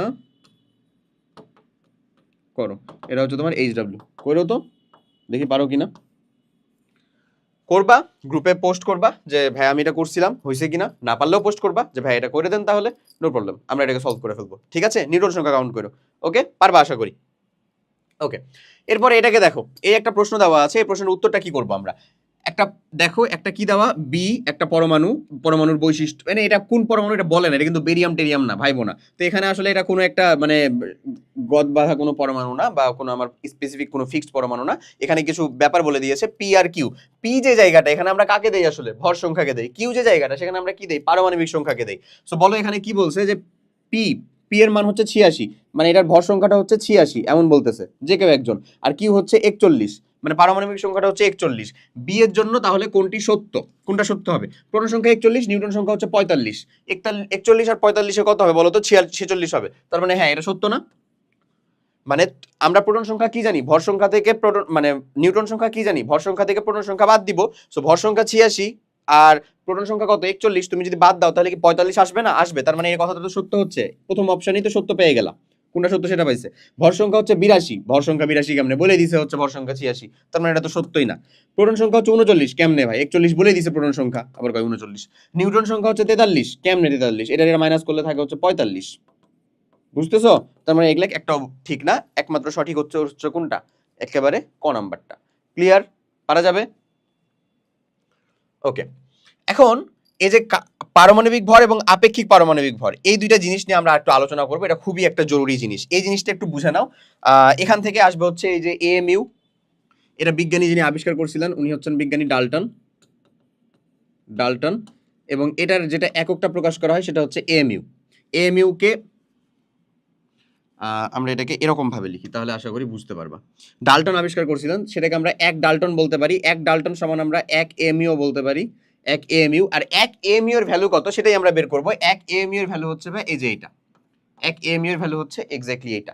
সো এখানে যে কথাটা, সে সংজ্ঞাটা আর কি ভালো করে আগে বুঝো। ডাল্টন সাহেবের সংজ্ঞাটা দিয়ে গেছিলেন এবং যে স্কেল দিয়ে এটা মাপছিলেন সেটা হচ্ছে সবথেকে বেশি অ্যাভেলেবল যে পরমাণুটা, সেটা সবথেকে বেশি অ্যাভেলেবল পরমাণু কে বলতো? কার্বন। আমাদের দেহ কার্বন দিয়ে গঠিত, গাছপালা, সেলুলোজ সবকিছু এগুলো হচ্ছে কার্বন দিয়ে গঠিত। দ্যাটস ওয়াই কার্বন হচ্ছে সবথেকে যেহেতু অ্যাভেলেবল একটা পরমাণু, সেজন্য উনি কার্বন স্কেল দিয়ে এটাকে মাপছিলেন। কার্বন স্কেল দিয়ে আপেক্ষিক পারমাণবিক ভর বা অ্যাটমিক মাস ইউনিট, এএমইউ, এই জিনিসটা কি আসলে? Atomic mass unit. এই জিনিসটা লিখে দিই আমি তাহলে, হ্যাঁ, অ্যাটমিক মাস ইউনিট। এখন উনি এটা সংজ্ঞা দিলেন প্রথমে। উনি সংজ্ঞাতে যেটা দিলেন সেটা হচ্ছে যে এখানে লেখা, আমি তোমাকে বলে বুঝাচ্ছি সেটা। উনি সংজ্ঞাতে বললেন যে এটা হলো কার্বন 12 আইসোটোপের একটি পরমাণুর 1/12 অংশ। 1 এমইউ মানে বোঝায় হচ্ছে, ভালো করে বুঝায় একটু, কার্বন 12 আইসোটোপের একটি পরমাণুর ভরের 1/12 অংশ। ওকে, আচ্ছা, এখন কথা হচ্ছে যে কার্বনের ভর কত বলো তো? কার্বন 6, 12 এমন, ঠিক আছে?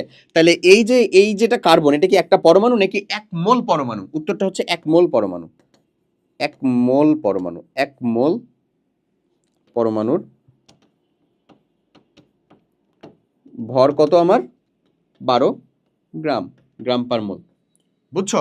1 মোল পরমাণুর ভর হচ্ছে আমার মানে 12 গ্রাম পার মোল। উনি বলে গেলেন যে কার্বন 12 আইসোটোপের একটি পরমাণুর ভরের 1/12 অংশ। কার্বন 12 আইসোটোপের একটি পরমাণুর ভরের 1/12 অংশ। এমন না কিন্তু কথা যে 1 মোল ভরের, এমন না। বাট এই যে 12 গ্রাম পার মোল, এটা হচ্ছে একটা পরমাণুর ভর কিন্তু না, এটা হচ্ছে 1 মোল পরমাণুর ভর। সো 1 মোল পরমাণু মানে সেখানে আসলে কতগুলো পরমাণু আছে বলো তো? এটা আমরা কিন্তু 19 পড়ছি, অ্যাভোগাড্রো সংখ্যক নাম্বার পরমাণু আছে। মানে আমরা বলতে পারি 6.023 × 10⁻23 এতটি পরমাণুর ভর হচ্ছে কত? 12। তাহলে একটা পরমাণুর ভর কত হবে? একটি পরমাণুর ভর আমরা কত বলতে পারি? 12 বাই হচ্ছে 6.023 × 10⁻23 এমন, এত। এখন উনি বলে গেলেন একটি পরমাণু ভরের 1/12 অংশ। তাহলে এটা আমি পেয়ে গেলাম কিন্তু পরমাণুর ভর, একটি পরমাণুর ভর আমি পেয়ে গেলাম কি? এটা ভাইয়া একটি পরমাণুর ভর, বুঝছো? এখন 1 এমইউ যেটাকে আমরা প্রকাশ করতেছি, 1 এমইউ বা 1 ডাল্টন, যাই বলো না কেন তুমি, 1 ডাল্টন, এটা হচ্ছে এই একটি পরমাণুর ভরের 1/12 অংশ।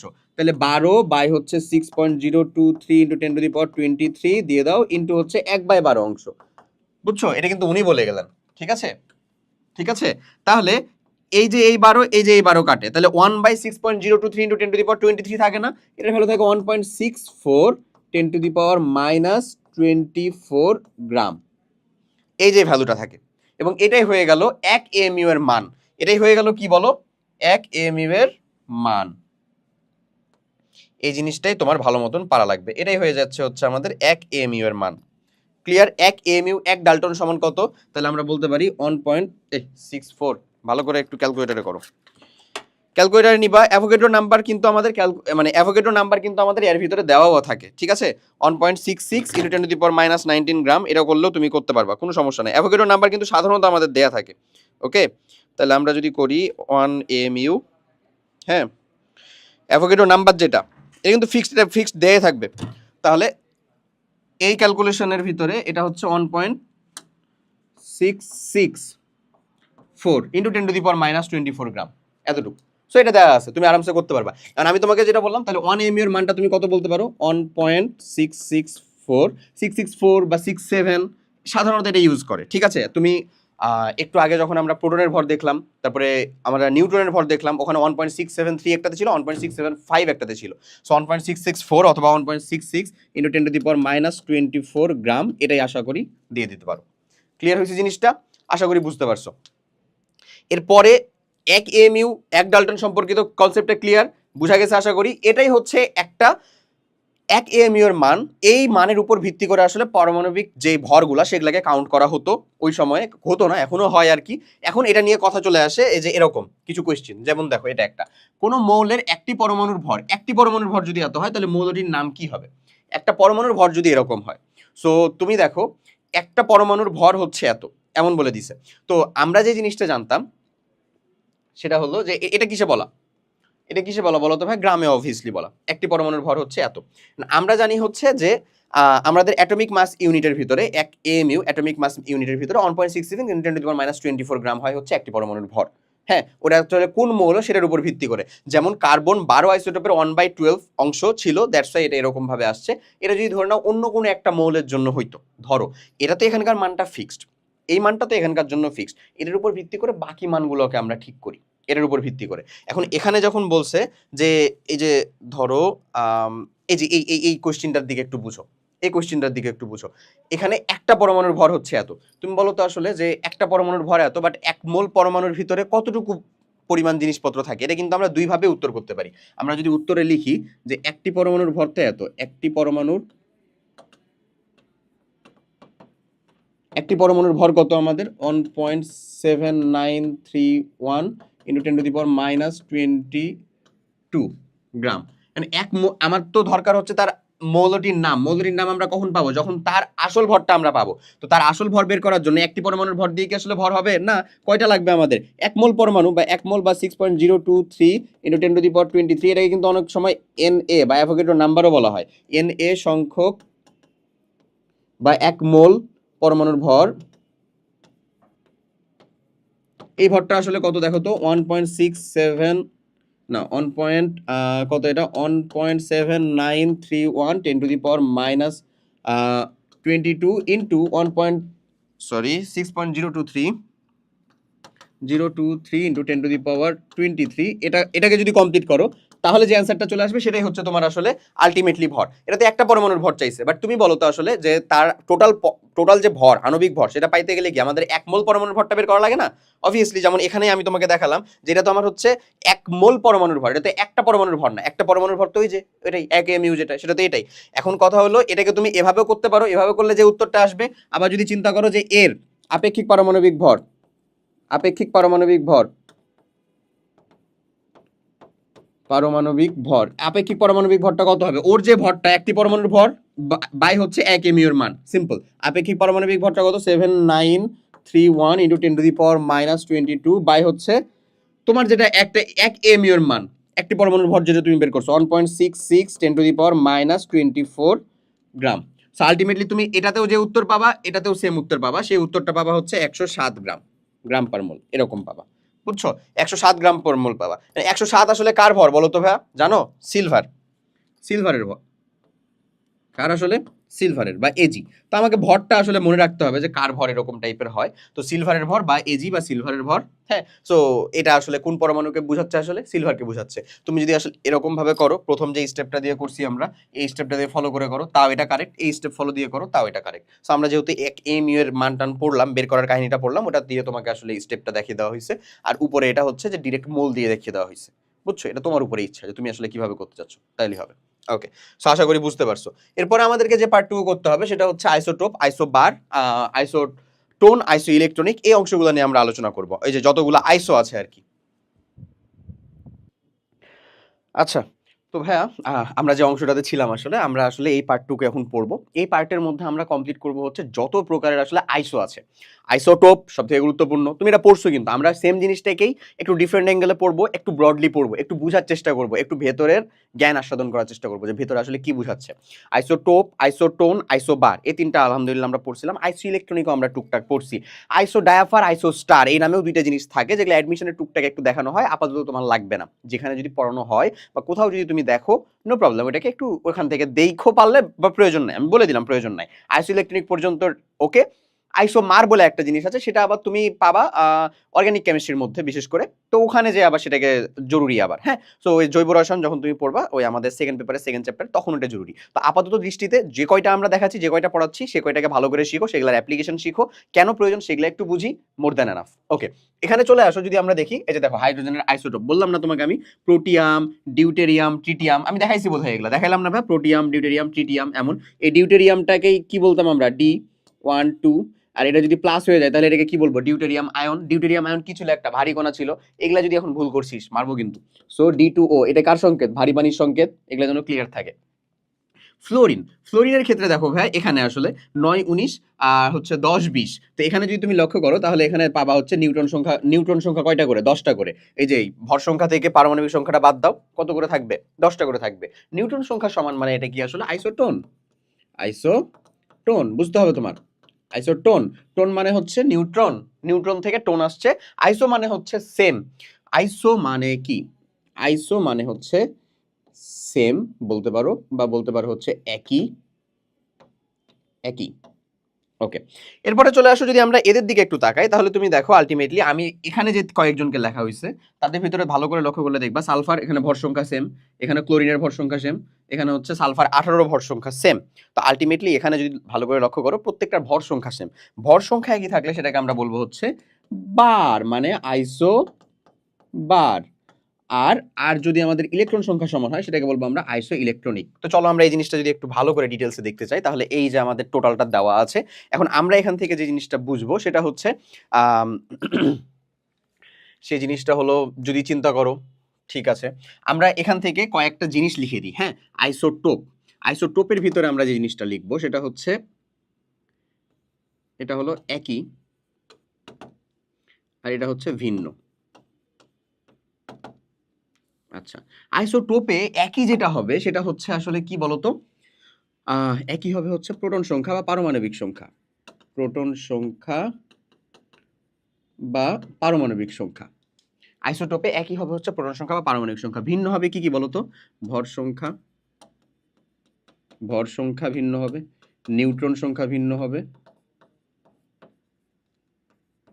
নিউট্রন সংখ্যা ভিন্ন হবে, ধর্ম ভিন্ন হবে। এই কয়টা জিনিস ভিন্ন হবে। বুঝা গেছে কথাটা? বুঝছো কি আমার কথা? একই কি আর ভিন্ন কি কি। ওকে, এরপরে যেহেতু আমরা স্মার্ট বোর্ড ইউজ করতেছি সো আমি বেশি খাটাখাটনি করবো না, তোমাদেরকে বলে দিচ্ছি, তুমি ভালো করে বুঝো। দেখো এবার আমি সেম টু সেম এই একই আর ভিন্ন এই কয়টা জিনিসকে এই কয়েকটা জিনিসে এখানে রাখবো। হ্যাঁ, আবার হচ্ছে এখানে রাখবো, আবার হচ্ছে এখানে রাখবো। মানে প্রত্যেকটা ক্ষেত্রেই তোমাকে তো আমার দেখাতে হবে যে আসলে কোনটার ক্ষেত্রে কি কি হচ্ছে। ওকে, সো এখানেও যদি দেখো আইসোটোপ, তারপরে চলে আসো আইসো বার। বার ফর মানে কি, ভর, তার মানে এখানে একই কি হবে, ভর সংখ্যা হবে। ভর সংখ্যা হবে হচ্ছে একই, যেমন আমরা আগেরটাই দেখলাম। সো আমাদের একই হবে হচ্ছে ভাই ভর সংখ্যা, ভর সংখ্যাটা হবে হচ্ছে আমাদের একই, তাহলে আমরা একই দিয়ে দিলাম ভর সংখ্যা। আর ভিন্ন হবে কি, বাদ বাকি যে কয়টা আছে সে সব কয়টাই হচ্ছে হবে হচ্ছে ভাই ভিন্ন, বাদ বাকি সব কয়টাই হবে হচ্ছে তোমার কি ভিন্ন। তাহলে ভিন্নর ভিতরে আমরা এ কয়টা দিলাম, এবং আমি তাহলে মানে প্রোটন সংখ্যাও ভিন্ন অবশ্যই, এখানে প্রোটন সংখ্যা কি ভিন্ন না, অবশ্যই ভিন্ন। তাহলে প্রোটন সংখ্যাও ভিন্ন, এই যে এমনি দিয়ে দিলাম। ক্লিয়ার? প্রোটন সংখ্যা, নিউট্রন সংখ্যা এগুলো সব হচ্ছে ভিন্ন হবে, নিউট্রন সংখ্যা, ধর্ম এগুলো সব ভিন্ন হবে। ঠিক একই রকম ভাবে আইসোটোন, এখানে কি একই হবে বলো তো ভাই, এই যে নিউট্রন সংখ্যাটা একই হবে, নিউট্রন সংখ্যাটা হবে হচ্ছে ভাই তোমার একই, নিউট্রন সংখ্যাটা একই হবে, বাদ বাকি সবাই কি হয়ে যাবে, সবাই হয়ে যাবে হচ্ছে ভিন্ন। তাহলে এখানে ভিন্নটা কে কে থাকবে, এখানে ভিন্ন থাকবে হচ্ছে, যদি দেখাই তোমাকে, তাহলে প্রোটন সংখ্যা অবশ্যই ভিন্ন থাকবে, প্রোটন সংখ্যা ভিন্ন থাকবে, ভর সংখ্যা ভিন্ন থাকবে, ভর সংখ্যা ভিন্ন থাকবে, আর ধর্ম ভিন্ন থাকবে, ভর সংখ্যা ভিন্ন থাকবে, ধর্ম ভিন্ন থাকবে। ডান? ক্লিয়ার? ঠিক একই রকম ভাবে যদি আইসো মারের ক্ষেত্রে আসো তাহলে কি হবে, আইসো ইলেকট্রনিকের ক্ষেত্রে কি আসবে, আইসো ইলেকট্রনিকের ক্ষেত্রে একই থাকবে হচ্ছে ইলেকট্রন সংখ্যা। এটার আমি উদাহরণ দিচ্ছি, নো প্রবলেম। ইলেকট্রন সংখ্যা আমাদের কিন্তু এই বুয়েট ভর্তি পরীক্ষা থেকে শুরু করে ইঞ্জিনিয়ারিং বিভিন্ন ভর্তি পরীক্ষাতে কিছু মৌল দিয়ে দেয়, দিয়ে বলে যে এখান থেকে আইসোটোন, আইসোটোপ, আইসোবার এগুলাকে আলাদা করো, হ্যান ত্যান মেলা কিছু দিয়ে দেয়, কিন্তু এরকম টাইপের অ্যাভেলেবল কোশ্চেন আসে। ঠিক আছে, তো আমাদেরকে এই জিনিসটাকে হেলা ফেলাই নিতে হবে না, অবশ্যই ভালো মতনই পড়তে হবে। ওকে, আইসো ইলেকট্রনিকের ক্ষেত্রে ইলেকট্রন সংখ্যা সেম থাকবে, বাদ বাকি সবকিছুই ভিন্ন হতে পারে। বাদ বাকি সবকিছু ভিন্ন হতে পারে বলতে এই যে এই পার্টটুকু পুরাটাই ভিন্ন হতে পারে, হ্যাঁ, এটুকুও ভিন্ন হবে। ঠিক একই রকম ভাবে আমাদের প্রোটন সংখ্যার পার্টটুকুও ভিন্ন হবে, এটাও ভিন্ন হতে পারে। বুঝছো কি কথাটা? প্রোটন সংখ্যা ভিন্ন হবে। ডান? ঠিক আছে। আর আইসোমারের ক্ষেত্রে কি, আইসোমারের ক্ষেত্রে একই যে জিনিসটা হয় সেটা হচ্ছে আসলে সংকেত, সেই সংকেতটা আবার কেমন, আণবিক সংকেত। আণবিক হয়ে গেছে, আণবিক করে দিয়ে এটাকে। হ্যাঁ, এই আণবিক সংকেতটা হয় হচ্ছে ভাই একমাত্র একই, বাদ বাকি সবকিছুই হয় হচ্ছে আসলে কি বলতো, ভিন্ন। বাদ বাকি সবই হয় হচ্ছে ভাই ভিন্ন, তো বাদ বাকি সবই এখানে হয় হচ্ছে আসলে কি ভিন্ন। ঠিক আছে, এখানে ইলেকট্রন সংখ্যার প্রয়োজনই পড়ে না আসলে। সো আমরা ইলেকট্রন সংখ্যার পয়েন্টটাকে মিশায় দেই, দরকার নাই আমাদের ইলেকট্রন সংখ্যার পার্টটুকু, বাদ বাকি অংশটুকুকে আমরা সামনে দিয়ে দিতে পারি। ডান? ক্লিয়ার কথাটুকু? এই পার্টটুকু কমপ্লিট করলেই হবে। আইসো ইলেকট্রনিকের একটা উদাহরণ দেই আসো। আইসো ইলেকট্রনিকের যদি উদাহরণ খুঁজতে যাও তাহলে প্রথমেই বলবো হচ্ছে ধরে নাও এই যে F মাইনাস, হ্যাঁ, O2 মাইনাস, তারপরে হচ্ছে ধরে নাও সোডিয়াম প্লাস, তারপরে হচ্ছে ম্যাগনেসিয়াম প্লাস, এদের প্রত্যেকের কি ইলেকট্রন সংখ্যা সমান না? তারপরে নিয়ন, দেখো তো এদের প্রত্যেকের কি ইলেকট্রন সংখ্যা সমান না? সমান। আশা করি বুঝতে পারছো। তাহলে এরাই হচ্ছে আমাদের আইসো ইলেকট্রনিক। ক্লিয়ার কনসেপ্টটা? আইসোমার কি? আইসোমার দিয়ে যদি একটা উদাহরণ দেই খালি, এটা আমি বললামই। আইসোমার হচ্ছে তারা যাদের হচ্ছে আমাদের আণবিক সংকেতটা ভিন্ন থাকবে, গাঠনিক সংকেতগুলো আলাদা হবে। সেম আণবিক সংকেতটা একই হবে, গাঠনিক সংকেতগুলো ভিন্ন হবে। যেমন ধরো যদি আমি একটা উদাহরণ দেই, দেখো C2H6O, এই C2H6O এর আণবিক সংকেত দিয়ে দুইটা যৌগ ইজিলি হওয়া পসিবল। যেমন হচ্ছে CH3CH2OH, এটা একটা, এটা হচ্ছে ইথানল। আবার CH3OCH3 ডাইমিথাইল ইথার বা মিথক্সি মিথেন, এটা একটা। তো এই দুইটা কনফিগারেশন হওয়া পসিবল। এই দুইটা কনফিগারেশনের খালি আণবিক সংকেতটা এক, এই যে আণবিক সংকেত এটা এক, বাদ বাকি এগুলো সবই কিন্তু হচ্ছে কি আলাদা আলাদা, ডিফারেন্ট। ক্লিয়ার? ওকে। আর আইসোমার জিনিসটা আসলে কোনো যৌগের ক্ষেত্রে হয়, মানে মৌলের ক্ষেত্রে খুব কমই হয়। কথা কি বুঝছো? ওকে, আশা করি বুঝছো। এরপরে আমাদের যে কোয়েশ্চেনটা দেওয়া আছে, চলো এটা হচ্ছে যে একটু সলভ করা ট্রাই করি। ফার্স্ট অফ অল কোয়েশ্চেনের ভিতরে কি বলতেছে, এই যে একটা এলিমেন্ট দেওয়া, এই যে একটা এলিমেন্ট দেওয়া, এমন মৌল দুটির মধ্যে B minus A is equals to 5 হলে ওয়াই মৌলটির শ্রেণী নির্ণয় করো। বুঝছো কোয়েশ্চেনটা কি বলতেছে? এই যে একটা মৌল, এই একটা মৌল যেখানে হচ্ছে এখানে এই যে এটা আসলে ভর সংখ্যা বুঝাইছে, বুঝছো? এটা উপরে এখানে বোঝানো, এটা কিন্তু নাম্বার অফ ইলেকট্রন না, নাহলে প্লাস মাইনাস দিত এরকম, এমন দেওয়া। আর এখানে হচ্ছে তোমার ওয়াই এর এখানে বি এবং সি এমন। এখন তুমি একটা জিনিস বলো তো, এই মৌলটার দিকে একটু লক্ষ্য করো। এমন কোন একটা মৌল আছে যার ভর সংখ্যা এবং পারমাণবিক সংখ্যা সমান? এরকম একটা মাত্র মৌলই হতে পারে। সেটা কি আসলে বলো তো ভাই? হাইড্রোজেন। আমার তোমার পছন্দের মানুষ হাইড্রোজেন। তাছাড়া কি আর কেউ আছে যার ভর সংখ্যা এবং পারমাণবিক সংখ্যা এক? নাই, খুঁজে পাবা না। তার মানে এটা যদি হাইড্রোজেন হয়ে যায়, তার মানে A is equals to basically কত ভাই? 1। এখন কোয়েশ্চেনে তোমাকে বলছে B minus A is equals to 5। So আমরা বলতে পারি আসলে যে B ইজ ইকুয়ালস টু তাহলে কত হয় ভাই? 6 না, -1 ওই পাশে করলে 6। বুঝছো কি আমার কনসেপ্ট? আশা করি বুঝছো। তো যদি এটা 6 হয়ে যায়, এরপরে তোমাকে তাহলে এই মৌলটা তাহলে দাঁড়ালো কি আসলে? দাঁড়ালো হচ্ছে এমন যে Y এটা হচ্ছে 6, এটা হচ্ছে C, এটা তো আমরা জানি না। এখন 6 পারমাণবিক সংখ্যাযুক্ত মৌলকে কার্বন, অবভিয়াসলি কার্বন 6, এটা একটা পি ব্লক মৌল এবং সেটার ব্লকটা কত? 1s2 2s2 2p2। এই তো হচ্ছে কার্বন। এই কার্বনের শ্রেণী নির্ণয় করতে হবে। শ্রেণী, গ্রুপ কিন্তু না, ঠিক আছে? পর্যায়, শ্রেণী মানে কি আসলে? ওই তো পর্যায় আমাদের, সেটা আসলে কততম পর্যায়ের? 2 পর্যায়ের না? 2 পর্যায়ের। আর গ্রুপটা কত তার? গ্রুপটা হচ্ছে 14। গ্রুপটা হচ্ছে 14, শ্রেণীটা হচ্ছে মানে 2। তাহলে আমাদের সঠিক উত্তর কোনটা হবে? রাইট অ্যান্সারটা 2 নাম্বার শ্রেণীতে এটা অবস্থিত। বুঝাই গেছে কথা? রাইট অ্যান্সারটা বুঝতে পারছো? শেষ। এরপরের কোশ্চেনটা দেখি, দেখো কোন দুটি পরমাণু পরস্পরের আইসো বার? বার মানে কি ভাই? ভর সংখ্যা একই, ভর সংখ্যা একই। আমি এখানে দুইটা কথা বলি, এটা খুবই ইজি জিনিস, ভর সংখ্যা একই, 9-10 এর কনসেপ্ট থেকেই হয়ে যাবে। এখান থেকে একটু কথা খালি বলে দিই, যেটার কথা তোমাদেরকে জানা দরকার, সেটা হলো আইসোবার এবং আইসোটোপ, এটা দেখেই বের করা যায়। আইসোটোপ এটা হচ্ছে কি দেখেই বের করা যায়। কারণ কি? কারণ এখানে কোনো ক্যালকুলেশন করা লাগে না, দেখেই বের করা যায়। ভর সংখ্যাও তো দেয়া থাকে, আবার হচ্ছে প্রোটন সংখ্যা তো দেয়াই থাকবে, প্রোটন আর ভর সংখ্যা দুটোই তো দেয়া থাকে। সো যাদের সেম সেটাই তো হচ্ছে আমাদের মেইনলি আইসোটোপ। প্রোটন সংখ্যা সেম হলে, ভর সংখ্যা সেম হলে আইসোবার। সো যেটা দেওয়াই থাকে এটা দেখেই বের করা যায়, আসলে বের করা যায়। কিন্তু যদি আমরা আসলে আইসোটোন বের করতে চাই, আইসোটোন বের করতে গেলে ক্যালকুলেশন করা লাগে। আইসোটোন বের করতে গেলে ক্যালকুলেশন লাগে। কথা কি ক্লিয়ার হয়েছে আমার? আইসোটোনটা বের করতে গেলে তোমার কি লাগবে? ক্যালকুলেশন করা লাগবে। কেমন ক্যালকুলেশন? অবভিয়াসলি আমাদের ভর সংখ্যা থেকে আসলে ওই যে প্রোটন সংখ্যাটা বাদ দিতে হয়, দেন নিউট্রন সংখ্যাটা সমান করতে হয়, যাদের সমান হবে সেটা। আবার এখানে আরেকটা সুবিধা আছে, সেই সুবিধাটা হচ্ছে আইসোটোপ কি করে? আইসোটোপের কাহিনীটা হচ্ছে যে একই মৌলের পরমাণু হয়, মানে হাইড্রোজেন হলে হাইড্রোজেনই হবে মৌলের পরমাণু। তার মানে আইসোটোপটাও আরো দেখে সহজে বলা যায়। যেমন হচ্ছে এখানে যদি আমি আইসোটোপের কথা বলি, যেটা হচ্ছে আইসোটোপ একই মৌলের পরমাণু, বুঝছো? এটা হচ্ছে আইসোটোপ। কিছু কি শব্দ পাচ্ছ তোমরা? আচ্ছা যাই হোক, আইসোটোপ এটা হচ্ছে একই মৌলের পরমাণু। ওকে, তাহলে এটা কি? ডি, এটা হচ্ছে আইসোটোপ। বাট আমার চাইছে কি আসলে আইসো বার। বার যদি আমরা বের করি তাহলে ভর সংখ্যা সেম হবে, 64 64 ভর সংখ্যা সেম, তার মানে অবভিয়াসলি এ। চোখ বন্ধ করে। আর অন্য কোথাও সমান দেখো তো, সমান সমান, অন্য কোথাওই সমান না, তার মানে আমাদের রাইট অ্যান্সারটা হচ্ছে এ। ক্লিয়ার? ক্লিয়ার হচ্ছে কনসেপ্টগুলো তো? ওকে, এরপরে দেখো যেসব পরমাণু নিউক্লিয়ন সংখ্যা, নিউট্রন সংখ্যা বলছে নাকি নিউক্লিয়ন সংখ্যা বলছে? নিউক্লিয়ন সংখ্যা। নিউক্লিয়ন সংখ্যা মানে আসলে কি ভাবে বলো তো? বলেই দিছি তোমাদেরকে, ভর সংখ্যার অপর নাম হচ্ছে নিউক্লিয়ন সংখ্যা। ওকে, নিউক্লিয়ন সংখ্যাটা সেম, একই, কিন্তু পারমাণবিক সংখ্যা ভিন্ন। পারমাণবিক সংখ্যাও ভিন্ন, আবার নিউট্রন সংখ্যাও ভিন্ন হয় আসলে। নিউট্রন সংখ্যাটা বলেনি, তাদেরকে পরস্পরের কি বলে? তার মানে ভর সংখ্যা সেম হলে কি? আইসো বার।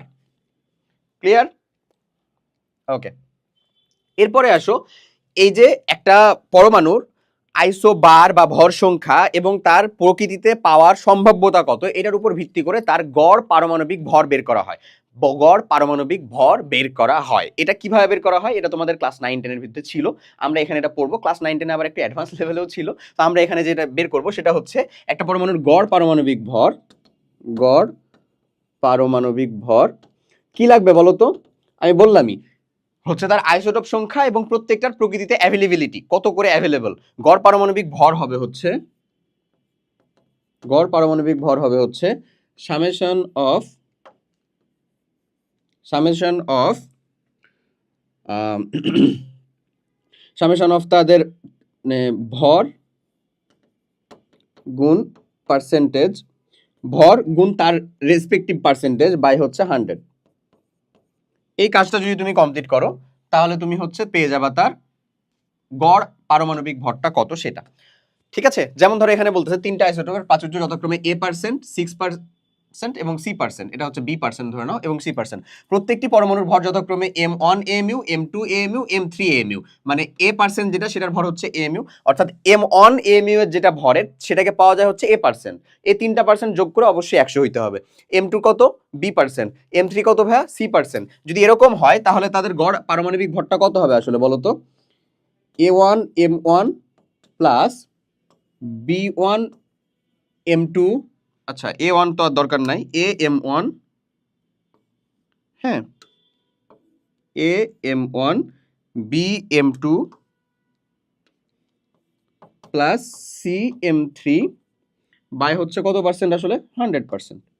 ক্লিয়ার কথাটা? এখানকার যেটা উত্তর হবে সেটাই হচ্ছে তার আপেক্ষিক পারমাণবিক ভর, AMU, অ্যাটমিক মাস ইউনিট। ওকে, আমরা করছি এই জিনিস। সো এখান থেকে যদি আমরা একটা কোয়েশ্চেন দেখি তাহলে আশা করি করতে পারবো। প্রকৃতভাবে সৃষ্ট সিলিকনের ওটি আইসোটোপ, মানে ওটি না, তিনটি আসলে আইসোটোপ, সিলিকন এত এত এত, তিনটি নিয়ে, এগুলো কিন্তু তাদের ভরটা দেওয়া 28 29 30 ভরটা দেওয়া। আমরা জানি সিলিকন 14 পারমাণবিক সংখ্যা, তার প্রথম যেটা ভর সেটাই কিন্তু আসলে হচ্ছে কত? 28। তো যাই হোক, 30 গঠিত পারমাণবিক ভর যথাক্রমে এত পার্সেন্ট এত এত, প্রদত্ত তথ্য হতে সিলিকনের ভর নির্ণয় করো। এটা হচ্ছে, এটা হলো যে পরিমাণটা দেওয়া, সে পরিমাণটা হলো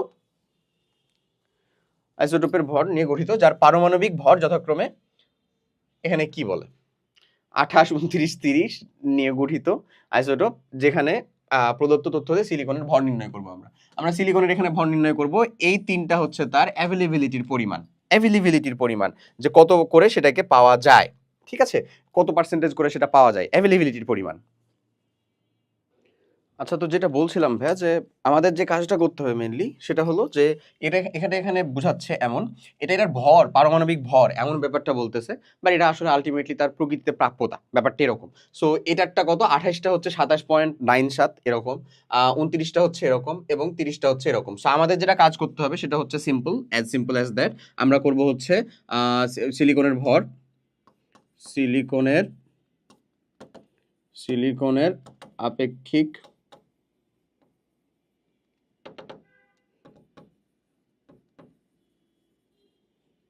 পারমাণবিক ভর ইজ ইকুয়ালস টু কত করবো তাহলে বলো? এক্স্যাক্টলি তার ভর গুণিত যেটা ছিল সেটা হচ্ছে 28 ইন্টু 27 পয়েন্ট, এক্স্যাক্টলি কোনো কিন্তু দশমিক টশমিক কিচ্ছু বাদ দিবা না, 9769 প্লাস 9769 প্লাস হচ্ছে আমাদের এখানে আছে কত ভাই? 29 ইন্টু 28.9765 সেম, আচ্ছা 28.9765 প্লাস 9769। আচ্ছা, আর এখানে হচ্ছে আমাদের 30 ইন্টু 29.9738 এই যে জাস্ট এটুকু বাই হচ্ছে আমাদের 100। এটা ডান করলেই যে ভ্যালুটা আসবে সেটা হচ্ছে তোমার অ্যান্সার। সো আমরা আর এক্সট্রা এখানে হচ্ছে যে শুধু শুধু টাইম দিব না, তুমি এর ক্যালকুলেশন করে ফেলবা। এটাই হচ্ছে তার আপেক্ষিক পারমাণবিক ভর, এটাই বের করতে বলছে। অনেক সময় এমন হয় যে আপেক্ষিক পারমাণবিক ভরটাই দেওয়া, তোমাকে বলছে যে কোনো আরেকটা আইসোটোপের ধরে নাও পার্সেন্টেজটা দেওয়া নাই, হ্যাঁ ওই পার্সেন্টেজটা বের করো, এমনও বলতে পারে। এরকম ম্যাথ কিন্তু তোমাদের 9-10 বিশেষ করে ছিল। সো বলতেই পারে, বি কেয়ারফুল, ঠিক আছে? ওকে, তো তাহলে আমরা কিছুই না, আমাদের যেহেতু এই যে এই ভ্যালুটা দেওয়া আছে, আপেক্ষিক পারমাণবিক ভর এটা দেওয়া আছে, এখানে যে কোনো একটা ভ্যালু দেওয়া নাই, আমরা আশা করি ক্যালকুলেশন করে উত্তর করতে পারবো এটা। এরপরে চলো আমরা আমাদের আজকের লেকচারের সব থেকে বলতে পারো হচ্ছে সেকেন্ড ইম্পর্টেন্ট, ফার্স্ট ইম্পর্টেন্ট কিন্তু আইসোটোপের ওই পার্টগুলো অবশ্যই, আর তোমার বেসিকটা। এরপরে সেকেন্ড ইম্পর্টেন্ট হচ্ছে রাদারফোর্ড পরমাণু মডেল, সেটা সম্পর্কে একটু বিস্তার আলোচনা করি। অলরেডি টুকটাক আলোচনা করছি, তারপরে এখন আসো বিস্তার আলোচনা করব। বোর পরমাণু মডেল নিয়ে সেকেন্ড পার্টের মধ্যে শুরুতেই বিস্তার আলোচনা করা থাকবে, ব্যাপারটা এরকম। তো চলো রাদারফোর্ড পরমাণু নিয়ে বিস্তার আলোচনা করি। শুরু হয়েছিল কেমনে, ঘটনাগুলো কি ঘটছিল ইন ডিটেলস আমি বলতেছি। তুমি একটা এক্সট্রা কাজ কমপ্লিট করতে পারো, যেটা আমি চাইলে এখানেও দেখাতে পারতাম, বাট আমি হচ্ছে শুধু শুধু এই জিনিসটাকে লেন্দি করতে চাচ্ছি না, এটা তুমি নিজেই করে ফেলবা। সেটা হচ্ছে রাদারফোর্ড পরমাণু মডেল দিয়ে ইউটিউবে সার্চ দিবা। সার্চ দেওয়ার পরে যে অ্যানিমেশন ভিডিওটা আসবে, অ্যানিমেশন আমি আবারও বলি, ওখানে কোনো পড়াশোনা করতে হবে না, অ্যানিমেটেড যে ভিডিওটা সেই ভিডিওটা দেখবা। ইংলিশ দেখো, হিন্দি দেখো, নো প্রবলেম। বাংলাতে কন্টেন্ট কি আছে যাই হোক, আমি বেশ আগে দেখছি, আমার এখন খেয়াল নেই, হয়তো বা বাংলাতেও এখন হয়ে গেছে। যে কোনো একটা দেখে ফেলো, খালি অ্যানিমেটেড একটা ভিডিও দেখে ফেলবা। আমি এটা 9-10 তোমাদেরকে দেখে ফেলতে বলি, এখনো বলতেছি আর কি, ক্লিয়ার? ওকে, সো আমাদের যে কাজটা করতে হবে সেটা হলো যে রাদারফোর্ড পরমাণু মডেলের কনসেপ্টটা বুঝতে হবে। আমি তোমাকে বলে দিই ঘটনাগুলা ডিটেলসে, আশা করি তুমি ইনশাল্লাহ এটা হচ্ছে এটার সাথে সম্পূর্ণ মিল পেয়ে যাবা, বুঝছো? তো আমরা সিদ্ধান্তে পরে আসবো, আমরা হচ্ছে আগে রাদারফোর্ড পরমাণু মডেলের ঘটনাটা কি ঘটছিল সেটা একটু ভালো করে বুঝি। আমরা বুঝবো হচ্ছে আগে আমাদের এই পার্টের জায়গাটা, ঠিক আছে? ওকে, রাদারফোর্ড পরমাণু মডেলের ক্ষেত্রে উনি যে কাজটা করলেন রাদারফোর্ড সাহেব, সেটা হচ্ছে আলফা রশ্মি বিচ্ছুরণের মাধ্যমে নিউক্লিয়াস আবিষ্কার করলেন। ইন টোটালে তোমার সামারি হচ্ছে এটা, কি করলেন? আলফা কোণা বিচ্ছুরণ পরীক্ষার মাধ্যমে নিউক্লিয়াসকে নিশ্চয়তা প্রমাণ করলেন বলতে পারো, নিউক্লিয়াস আবিষ্কার করলেন বলতে পারো। জিঙ্ক সালফাইডের পর্দা ব্যবহার করে স্বর্ণের পাতের মধ্যেকার নিউক্লিয়াস আবিষ্কার করলেন। আরো যদি ডিটেলসে বলতে চাও তাহলে আমরা অলরেডি বেশ কিছু কথাবার্তা বলে ফেলতেছি বোধহয়। যে কি বলো, যে আমরা বলতেছি হচ্ছে যে আলফা কোণা বিচ্ছুরণ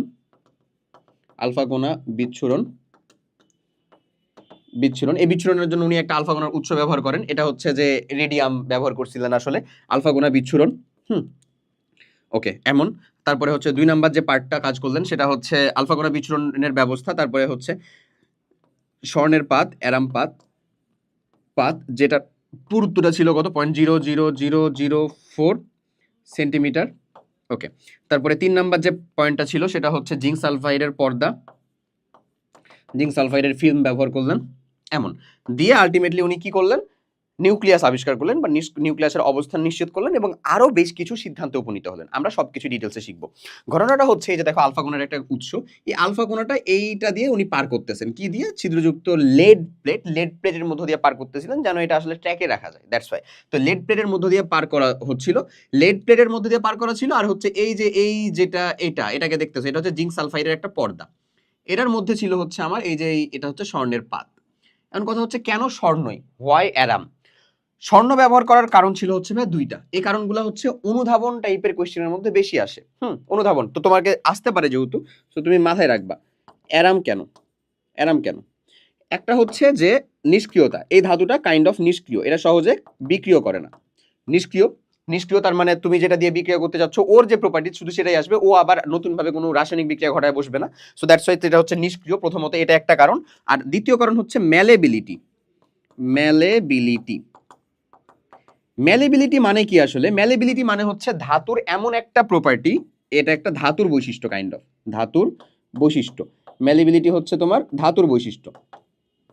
ম্যালেবিলিটি হচ্ছে ধাতুর এমন একটা বৈশিষ্ট্য যেখানে একটা ধাতুকে তুমি পিটিয়ে পাতলা সরু তোমার চুলের থেকেও সূক্ষ্ম সরু একেবারে পাতলা কমপ্লিট করে ফেলতে পারো। যেমন হচ্ছে এই যে এখানে দেখো কত সেন্টিমিটার ব্যবহার করা হয়েছিল, 0.404, এমন মানে 0.00004 সেন্টিমিটার, এরকম হচ্ছে যে এত পাতলা কোরিডোরে উনি ব্যবহার করছিলেন ওই সময়ের মধ্যে। এমন একটা পাতলা পাত ব্যবহার করছিলেন কেন? যেন একেবারে ওই অ্যাটমিক লেভেলের অ্যাটমটাই বা নিউক্লিয়াসটাই থাকে খালি, এমন লেভেলের পাতলা করছিলেন। এবং এটা স্বর্ণ ছাড়া অন্য যে কোনোটাতে পাতলা করতে গেলে দেখবা তুমি যে ওটা আসলে বোধহয় ভেঙে গেছে বা ফেটে গেছে, এরকম একটা ঘটনা ঘটার চান্সেস থাকে।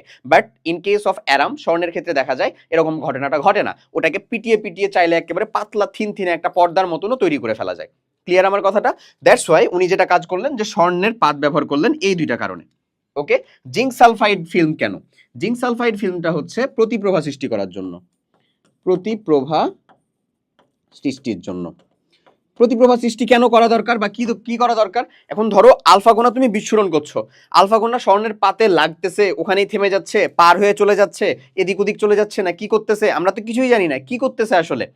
তো ওই যে আলফা কোণাটা তুমি বিচ্ছুরিত করছো, ওই আলফা কোণার পথটাকে ট্র্যাক করার জন্য, এটা কি এদিকে গেল, সোজা চলে গেল, নাকি ব্যাক চলে আসলো, কি ঘটলো সেটাকে ট্র্যাকে রাখার জন্য জিঙ্ক সালফাইডের একটা ফিল্ম বা পর্দা ব্যবহার করলেন।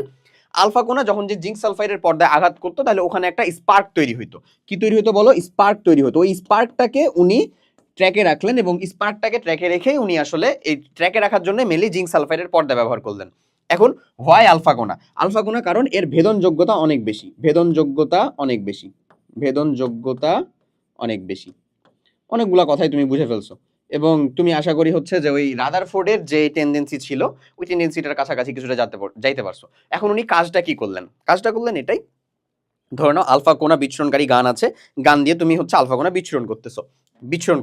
বিচ্ছুরণ করার পরে উনি দেখলেন যে ম্যাক্সিমাম বিচ্ছুরিত কোণাগুলাই ডিরেক্টলি পাস করে যে এটা কি করতেছে, এই যে স্পার্ক ক্রিয়েট করতেছে, ডিরেক্টলি পাস করে যে স্পার্ক ক্রিয়েট করতেছে, ডিরেক্টলি পাস করতেছে এবং যে স্পার্ক ক্রিয়েট করতেছে। এর মধ্যে কিছু সংখ্যক কোণা বেঁকে যাচ্ছে, বেঁকে যাচ্ছে, বেঁকে যাচ্ছে। প্রথম যে সিদ্ধান্তটা যে ম্যাক্সিমামই যেহেতু পাস করে যে ডিরেক্ট সোজাসুজি পার হয়ে চলে যাচ্ছে, সেটার উপর ভিত্তি করে উনি বললেন যে পরমাণুর অধিকাংশ স্থানই হচ্ছে ফাঁকা, এবং যেটা একটা সাফল্য উনার। পরমাণুর অধিকাংশ স্থানই ফাঁকা, এটা উনি সিদ্ধান্ত নিতে পারলেন যে পরমাণুর অধিকাংশ স্থানই ফাঁকা। আচ্ছা, তারপরে কিছু কোণা এই যে যেমন এখানে বলা আছে মাত্র কয়েকটি, 5টা কোণা মানে আলফা কোণা, কয়েকটি আলফা কোণা তাদের পথ থেকে বেঁকে যায়। কিছু সংখ্যক কোণা যেদিক দিয়ে গেল, এই যে দেখো বেঁকে গেছে, বেঁকে গেল কখন, বেঁকে যায় কখন? নিশ্চয়ই এখানে কেউ তাকে বাধা দিচ্ছে, এবং যে বাধা দিচ্ছে ওরও চার্জ বা ধর্ম হচ্ছে সেম। কেন? কোয়েশ্চেনটা আসতে পারে কেন? কারণ আমরা জানি আলফা কোণাটা কি ছিল বলতো? দ্বিধনাত্মক হিলিয়াম নিউক্লিয়াস, ধনাত্মক না? তাহলে আমরা তো জানি একই চার্জ একে অপরকে বিকর্ষণ করে, তো তাহলে নিশ্চয়ই এর ভিতরেও পজিটিভ চার্জ কিছু একটা আছে, নিশ্চয়ই এর ভিতরেও কি আছে বলো? পজিটিভ চার্জ কিছু একটা আছে। সো পজিটিভ চার্জ একে অপরকে ই করতেছে, রিপালস করতেছে বা বিকর্ষণ করতেছে বলে নিশ্চয়ই সরে যাচ্ছে। কথা ক্লিয়ার হইছে? বিকর্ষণ করতেছে, রিপালস করতেছে বলে নিশ্চয়ই সরে যাচ্ছে। So that's the thing. Clear? Okay, so alpha কোণা বিকর্ষণ করতেছে, তার মানে নিশ্চয়ই মধ্যখানে ভারী এবং একই ধর্মী মানে কি? ওই ধনাত্মক ও ধনাত্মক হবে, একই ধর্মী কোনো কিছু একটা আছে এমন। এখন উনি আরেকটা সিদ্ধান্ত দেখলেন যে প্রায় 20,000-এর মধ্যে একটা রশ্মি, খুব কম সংখ্যক রশ্মি, প্রায় 20,000-এর মধ্যে একটা রশ্মি সোজা বিপরীত দিকে ফিরে আসে। এটা আরেকটা তিনি কি দেখলেন? কাইন্ড অফ হচ্ছে যে পর্যবেক্ষণ করলেন। আর এই যে 20,000-এর ভিতরে একটা রশ্মি ফিরে আসতেছে, তার মানে হচ্ছে আসলে এই যে এই রশ্মি যেটা গেল ধরো, এটা ডিরেক্টলি ফিরে চলে আসছে, মানে এটাকে উনি কোনো স্পার্ক ক্রিয়েট করতে দেখছেন না। যখন এরকম একটা ঘটলো তখন উনি বললেন তার মানে নিশ্চয়ই ভারী কোনো বস্তুকণা আছে, কারণ আলফা কোণার ভর তো কম না, নিশ্চয়ই ভারী কোনো একটা বস্তুকণা, মানে পরমাণুর যতটা ভর সম্পূর্ণ নিশ্চয়ই হচ্ছে যে একটা জায়গার ভিতরে কেন্দ্রীভূত এবং সেখানে কোনো একটা ধনাত্মক চার্জ আছে। সেই জিনিসটারই উনি নামকরণ করলেন নিউক্লিয়াস। ওটাই হচ্ছে প্রোটন, যেহেতু নিউক্লিয়াসের ভিতরে থাকে ধনাত্মক চার্জযুক্ত বস্তু, ওটাই হচ্ছে প্রোটন। এবং এটাই হচ্ছে উনার যে মডেল, সৌর মডেল বা রাদারফোর্ডের যে মডেল, সেই মডেলের সব থেকে বেশি বড় একটা সার্থকতা। ক্লিয়ার? এবার চলো আমরা তাদের সার্থকতার কথা বুঝবো। আশা করি তুমি কনসেপ্টটা বুঝতে পারছো যে উনি আসলে কি করছে, কেন কোন কয়টা জিনিস ব্যবহার করছে, কেন হচ্ছে আলফা কোণা ব্যবহার করছে, কেন হচ্ছে আমাদের ওই কি বলে যে স্বর্ণের পাত ব্যবহার করছে, কেন স্বর্ণের পাতের পুরুত্ব কেন কমাইছে, তারপরে হচ্ছে জিঙ্ক সালফাইডের পর্দা কেন ব্যবহার করছে, এবং পর্দা ব্যবহার করার পর ওই পর্যবেক্ষণগুলা কি পাইছে? 3টা পাইছে। একটা কোণা ডিরেক্ট পাস করে চলে যায়, একটা কোণা কিছু আছে, কিছু কোণা পাস করতে যে বেঁকে যায়, কিছু একটা কোণা 20,000-এর ভিতরে একটা ডিরেক্ট ব্যাক আসে, ওটা পাস করতেই পারে না।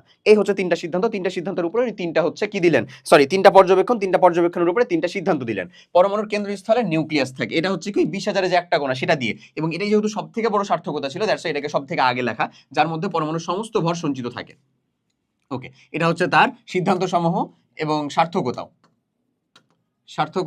তার সিদ্ধান্ত সমূহ। ওকে, এরপরে পরমাণু চার্জ নিরপেক্ষ সমান সংখ্যক প্রোটন এবং ইলেকট্রন থাকে, এটাও তার হচ্ছে একটা সিদ্ধান্ত। এরপরে সৌরজগতের সূর্যের নেই, এটা কিন্তু তার সার্থকতা না, এই যে এটাই কিন্তু তার সার্থকতা না, কারণ এখানে এটা একটা সীমাবদ্ধতা আবার। সো ওইটা তার সার্থকতা, ওই জন্য আমি এটা লিখে দিছি, ঠিক আছে? এটা হচ্ছে তার সার্থকতা, এটা সার্থকতা, এটাও লিখে দিলাম আমি। হ্যাঁ, সার্থকতা। উনার সিদ্ধান্ত, গৃহীত সিদ্ধান্তের ভিতরে একটা ছিল যে সৌরজগতে যেমন এই যে একটা কেন্দ্র, এই যে একটা উপগ্রহকে কেন্দ্র করে যে আমাদের ইয়ারা ঘুরন্ত অবস্থায় আছে, হ্যাঁ, এই যে কারা গ্রহ উপগ্রহগুলা যে ঘুরন্ত অবস্থায় আছে কোন একটা নক্ষত্রকে কেন্দ্র করে, তো ঠিক ইলেকট্রনটাও এই অবস্থাতেই আছে, যেখানে আমার কোনো একটা ইলেকট্রন প্রোটন নিউক্লিয়াসকে কেন্দ্র করে এই যে ইলেকট্রনগুলা এরকম ভাবে ঘুরতেছে। উনি চারিদিকে ঘূর্ণায়মান গ্রহের মতো নিউক্লিয়াসের চারদিকে ইলেকট্রন ঘূর্ণায়মান থাকে, তখন নিউক্লিয়ার এবং নিউক্লিয়ার মধ্যকার স্থির বৈদ্যুতিক আকর্ষণ বল ও ঘূর্ণায়মান ইলেকট্রন কেন্দ্রমুখী যে বিকর্ষণ বল, সেই দুইটা সমান থাকে, এই দুইটা বললেন। মানে একটা নিউক্লিয়াসের মধ্যে যে আকর্ষণ বল, নিউক্লিয়াস এবং প্রোটনের মধ্যে যে আকর্ষণ বল, এবং মধ্যকার স্থির বৈদ্যুতিক আকর্ষণ বল এবং ঘূর্ণায়মান ইলেকট্রনের কেন্দ্র, একটা ইলেকট্রন যে ঘুরতেছে এখানে তার অবশ্যই কেন্দ্র বিমুখী বল আছে একটা, এই দুইটা সমান থাকে বলে সেখানে স্থির থাকে, এই কথাটা উনি বললেন। কিন্তু স্টিল উনি বললেন যে আসলে সৌরজগৎ বা ভূমণ্ডলের মতন অস্থায়ীভাবে ঘোরাফেরা করতেছে। মানে এখানে উনি আসলে অরবিট বা অরবিটাল সম্পর্কে কোনো স্বচ্ছ ধারণা দিলেন না যে ইলেকট্রন এক্স্যাক্টলি কোথায় আছে। এই ধারণাটাই উৎকর্ষ সাধন করেন সর্বপ্রথম কে? আমাদের বোর সাহেব। ওকে, আচ্ছা, তো চলে আসো তাহলে, এটা হচ্ছে তার কথাবার্তা। এখন ডিরেক্ট চলে আসছে তার সীমাবদ্ধতাগুলা। আমাদের কিন্তু এগুলাই সব থেকে বেশি লাগবে, সার্থকতা কি, সীমাবদ্ধতা কি। তাহলে বলো ভাই, সার্থকতা জিনিসটা এখান থেকে ওনার কি কি? উনি দেখলেন পরমাণুর অধিকাংশ স্থানই ফাঁকা। তুমি যদি এক লাইনে রেখে লিখে ফেলো পরমাণুর অধিকাংশ স্থানই ফাঁকা, হবে না এমন বলছি না, বাট না লেখাটা বেটার, আমার কথা বুঝছো? হবে না এমন বলতেছি না লেখাটা বেটার। একটা পয়েন্ট করে লিখবা সার্থকতা, যেহেতু তোমাকে গ নাম্বার বা ঘ নাম্বারে যদি দেয় তাহলে তো অবশ্যই কোয়েশ্চেনের মানে ওয়েটটাও একটু ম্যাটার করে, ঠিক আছে? ওকে, সো নিউক্লিয়াস এবং অধিকাংশ স্থানই ফাঁকা, এবং নিউক্লিয়াস কেন্দ্রে একটা ধনাত্মক চার্জযুক্ত বস্তু থাকে যেখানে সমস্ত ভর পুঞ্জীভূত থাকে, তিনি উনার নামকরণ করেন হচ্ছে নিউক্লিয়াস। এটা হচ্ছে তার আরেকটা সার্থকতা। পরমাণু চার্জ নিরপেক্ষ, এখানে ধনাত্মক এবং ঋণাত্মক চার্জের পরিমাণটা হচ্ছে সমান, এটা হচ্ছে তার সার্থকতা। এই কয়টাই উনি মাত্র সার্থকতা দেখাতে পারেন। ক্লিয়ার? এরপরে এই যে সৌরজগতের সাথে তুলনা, এটা হচ্ছে তার সিদ্ধান্ত, এটা আসলে তার সার্থকতার ভিতরে পড়েনি, এটা পড়ে গেছে তার সীমাবদ্ধতার ভিতরে। কেমন সীমাবদ্ধতা চলো দেখি। সৌরজগতের গ্রহসমূহ চার্জ নিরপেক্ষ, কিন্তু কিন্তু কিন্তু ইলেকট্রন প্রোটন চার্জযুক্ত। তো চার্জহীন বস্তুর সাথে চার্জযুক্ত বস্তুর তুলনা করাটা অবশ্যই অপ্রাসঙ্গিক, এটা তুমিও বুঝছো। তাহলে চার্জহীন বস্তুর সাথে, কেন আমি বলতেছি থামো, চার্জযুক্ত বস্তুর তুলনা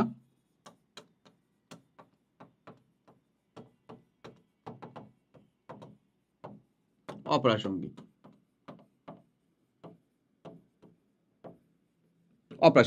এখন কথা আসতে পারি কেন?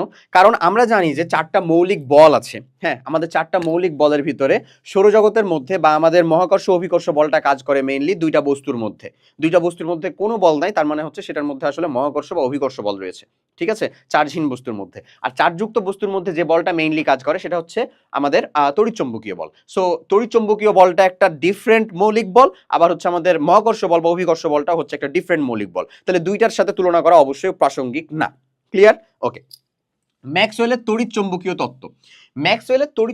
তত্ত্ব যেটা বলে যে কোনো বস্তুকে কেন্দ্র করে যদি কোনো চার্জযুক্ত বস্তু ঘূর্ণায়মান অবস্থায়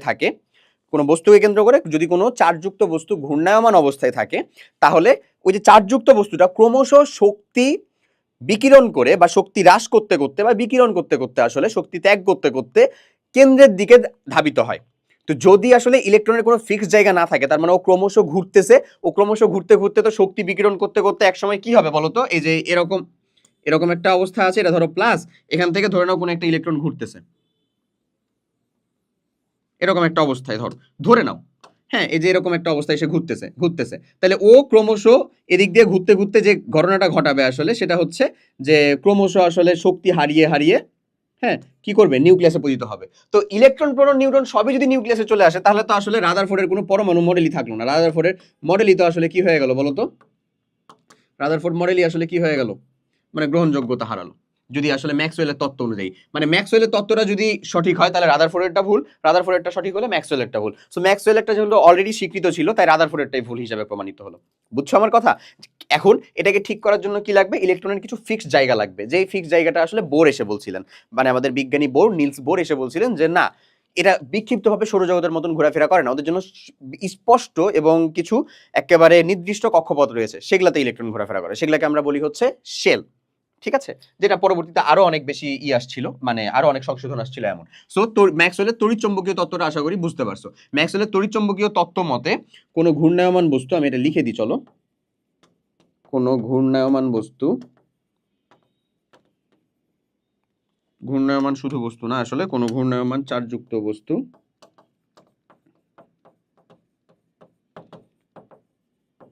ক্রমশ শক্তি হ্রাস করে, হ্যাঁ, কোনো ঘূর্ণায়মান চার্জযুক্ত বস্তু ক্রমশ শক্তি হ্রাস বা বিকিরণ করে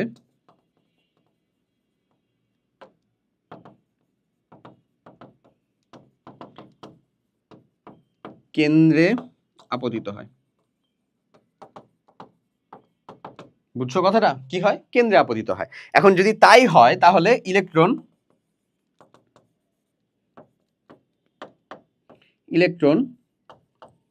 শক্তি বিকিরণ করে করে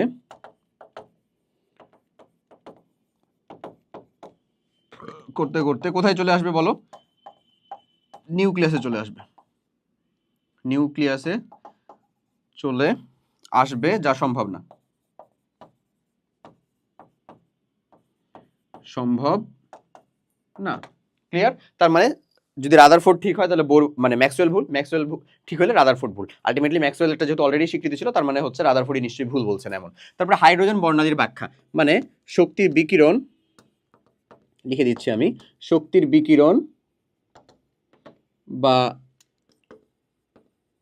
শোষণ যা ইলেকট্রনের মাধ্যমে ঘটে তার কোনো ব্যাখ্যা সেখানে নাই। উনি তো কক্ষপথ সম্পর্কেই ধারণা দিতে পারে না, তার শক্তির বিকিরণ কেমনে ব্যাখ্যা দিবে বলো তো? কোনো ব্যাখ্যা সেখানে নাই। এই এমন। ক্লিয়ার? আচ্ছা, তো যেহেতু শক্তির বিকিরণ বা শোষণ সম্পর্কে কোনো ব্যাখ্যা নাই, তাই শক্তির যে মানে এই যে ডিফারেন্সের জন্য ওখানে যে একটা তড়িৎচুম্বক রাশি মানে হয়, রূপান্তর হয়, এবং তড়িৎচুম্বক রাশির আসলে রেঞ্জটা যদি আমাদের দৃশ্যমান অঞ্চলের হয় তাহলে আমরা দেখতে পারি, সেটাকে আমরা বর্ণালী বলি, সে ধরনের কোনো জিনিস সম্পর্কে রাদারফোর্ড আসলে ব্যাখ্যা করে যেতে পারেননি। এই হচ্ছে তার ইনটোটালের সীমাবদ্ধতা। প্রথমত হচ্ছে ভালো করে বুঝো, ভালো করে মনে রাখবা এগুলা জিনিসপাতি, একেবারে স্পেসিফিক যদি লিখতে পারো ভাই, বর্ণনামূলক কোশ্চেন থেকেও ফুল মার্ক পাওয়া ইজিলি, খুব সহজ এবং খুব সহজে পাওয়া যায়। যদি 2টা পয়েন্ট লিখতে পারো তাহলে তার ভিতরে যদি একটু সুসজ্জিত করে একটা ছবি দিয়ে একটু যদি পরিমাণে বেশি লিখো, তাহলে তো হচ্ছে টিচারের তোমার খাতার প্রতি আলাদা একটা ইম্প্যাক্ট ইজিলি চলে আসবে। বুঝছো? অ্যাডমিশনের ক্ষেত্রে এগুলা কাজ করবে না, আমি তোমাকে কলেজ লাইফ এবং বোর্ড পরীক্ষার পর্যন্ত বলতেছি আর কি। ওকে, সো আমাদের যেটা কাজ সেটা হচ্ছে প্রথমত একটা চার্জহীন বস্তুর সাথে চার্জযুক্ত বস্তু তুলনা করাটা মানে প্রথমে হচ্ছে অপ্রাসঙ্গিক, ফার্স্ট অফ অল। সেকেন্ড যেটা কথা সেটা হচ্ছে কক্ষপথ সম্পর্কে কোনো ধারণা নাই। সেকেন্ড যেটা কথা, এটাও বলতে পারো তুমি। আবার কেউ যদি বলে যে আমি ম্যাক্সওয়েলের তত্ত্বটাই খালি বলে দিব, তাও এটা কিন্তু কক্ষপথেরটাই হয়ে যায়। আবার কেউ যদি চায় যে আমি কক্ষপথেরটা আলাদা করে দিব, ম্যাক্সওয়েলেরটা আলাদা করে দিব, নো প্রবলেম, সে বাড়াতে পারে। ওকে, তারপরে বলবা যে আসলে আমাদের যে সৌরজগতের বস্তু, সেই সৌরজগতের গ্রহ উপগ্রহগুলোর মধ্যে বা গ্রহ নক্ষত্র উপগ্রহগুলোর মধ্যে কোন বলটা কাজ করে? মহাকর্ষ বা অভিকর্ষ বলটা কাজ করে। কিন্তু আমাদের যেই আমাদের যে চার্জযুক্ত বস্তুগুলো রয়েছে, যেমন ইলেকট্রন প্রোটন, তাদের ভিতরে যে বলটা কাজ করে সেটা হচ্ছে তড়িৎচুম্বক বল। তো অবশ্যই দুইটা বলের মধ্যে তুলনা করাটা প্রাসঙ্গিক না, ঠিক আছে, ইররিলেভেন্ট। এরপরে চলে আসো 3 নাম্বারটা, সেটা বললাম অলরেডি যে কক্ষপথ সম্পর্কে স্পষ্ট ধারণা। তারপরে ম্যাক্সওয়েলের তত্ত্বটা বলবা। ম্যাক্সওয়েলের তত্ত্ব অনুযায়ী কোনো চার্জযুক্ত বস্তু যদি কোনো কাউকে কেন্দ্র করে ঘুরতে থাকে, তাহলে চার্জযুক্ত বস্তুটা ক্রমশ শক্তি বিকিরণ করতে করতে কেন্দ্রে এসে পতিত হয়। তো ইলেকট্রনও যদি এরকম কোনো নির্দিষ্ট কক্ষপথ ছাড়া ঘুরতে থাকে, তাহলে দেখা যাবে সে শক্তি বিকিরণ করতে করতে কেন্দ্রে এসে পতিত হচ্ছে। এখন কেন্দ্রে এসে যদি পতিত হয়, তাহলে আসলে পরমাণুর মডেলই থাকতেছে না, রাদারফোর্ড পরমাণুর কোনো স্থায়িত্বই থাকতেছে না। ক্লিয়ার? ওকে, এরপরে আসো হচ্ছে শেষেরটা, সেটা হলো যে হাইড্রোজেন বর্ণালীর ব্যাখ্যা, বা একটা ইলেকট্রন কর্তৃক গ্রহণকৃত শক্তি এবং বিকিরিত শক্তির যে শক্তির ডিফারেন্সটা হয়, সেখান থেকে একটা তড়িৎচুম্বকীয় রাশির একটা তড়িৎচুম্বকীয় রাশিমালা বা তড়িৎচুম্বকীয় রাশিমালার হচ্ছে যে হয় ট্রান্সফর্ম হয়, বা একটা তড়িৎচুম্বকীয় রাশিমালায় হচ্ছে রূপান্তরিত হয়, সেটা যদি আমাদের দৃশ্যমান অঞ্চলের ভিতরে হয় তাহলে আমরা বর্ণালী দেখতে পাবো। বাট সে সংক্রান্ত কোনো ব্যাখ্যা বা উপাত্ত বা তথ্য তার পরমাণু মডেলের ভিতরে নাই। ক্লিয়ার? শেষ। এই কয়টা জিনিসই হচ্ছে তার হচ্ছে সীমাবদ্ধতা। এই কয়টা জিনিস লিখতে পারলে তুমি ফুল মার্কস এর উপরে যদি কিছু থাকে সেটাও পেয়ে যাবে ইনশাল্লাহ। ওকে, আচ্ছা, এরপরে চলো আমরা কিছু কোশ্চেন সলভ করবো। বেসিক্যালি চলো আমরা দেখে ফেলি। এখন বলতেছে রাদারফোর্ড পরীক্ষায় ব্যবহৃত অনুপ্রভা সৃষ্টিকারী, ওই অনুপ্রভার কথা বলছি না আমরা, প্রতিপ্রভার কথা বলছি না। জিনিসটা হচ্ছে টোটালি ডিফারেন্ট না। ব্যাপারটা হচ্ছে প্রতিপ্রভা জিনিসটা হলো যে তুমি স্পার্ক ক্রিয়েট করবা, ক্রিয়েট করার সাথে সাথে মানে একটা সোর্স গেল, সোর্সের সাথে সাথে থেকে যাবে, স্পার্ক ক্রিয়েট করবে, শেষ। অনুপ্রভা জিনিসটা হচ্ছে স্পার্ক ক্রিয়েট করার পরেও সেটা হচ্ছে রেস্ট থাকবে, কিছুক্ষণ হলেও থাকবে, মানে সোর্স সরে আসবে তারপরে কিছুক্ষণ থাকবে, হোয়াট এভার ইট ইজ। বলতেছে কোন পদ্ধতি ব্যবহার করা হতো, বলতো জিঙ্ক সালফাইড না গ, জিঙ্ক সালফাইডের পর্দা ব্যবহার করা হতো। চলো দেখি আমরা, হ্যাঁ জিঙ্ক সালফাইড। ওকে, তারপরের কোশ্চেনটা বলে উক্ত মডেলের সীমাবদ্ধতা, এই যে এটা কি ছিল, রাদারফোর্ড পরমাণু মডেল না, সীমাবদ্ধতা কি, আবর্তনশীল ইলেকট্রন কক্ষপথের কোনো ধারণা মডেলে দেওয়া হয়নি। হ্যাঁ এটা সঠিক, রাদারফোর্ড পরমাণু মডেলে কোনো আমাদের অরবিট সম্পর্কে ধারণা দেয়নি বা কক্ষপথ সম্পর্কে ধারণা দেয়নি। গুড। পরমাণুর বর্ণালী সম্বন্ধে ব্যাখ্যা এই পরমাণু মডেল দিতে পারে না, অবশ্যই বর্ণালী সম্পর্কেও দিতে পারে না, মানে এটাও সঠিক।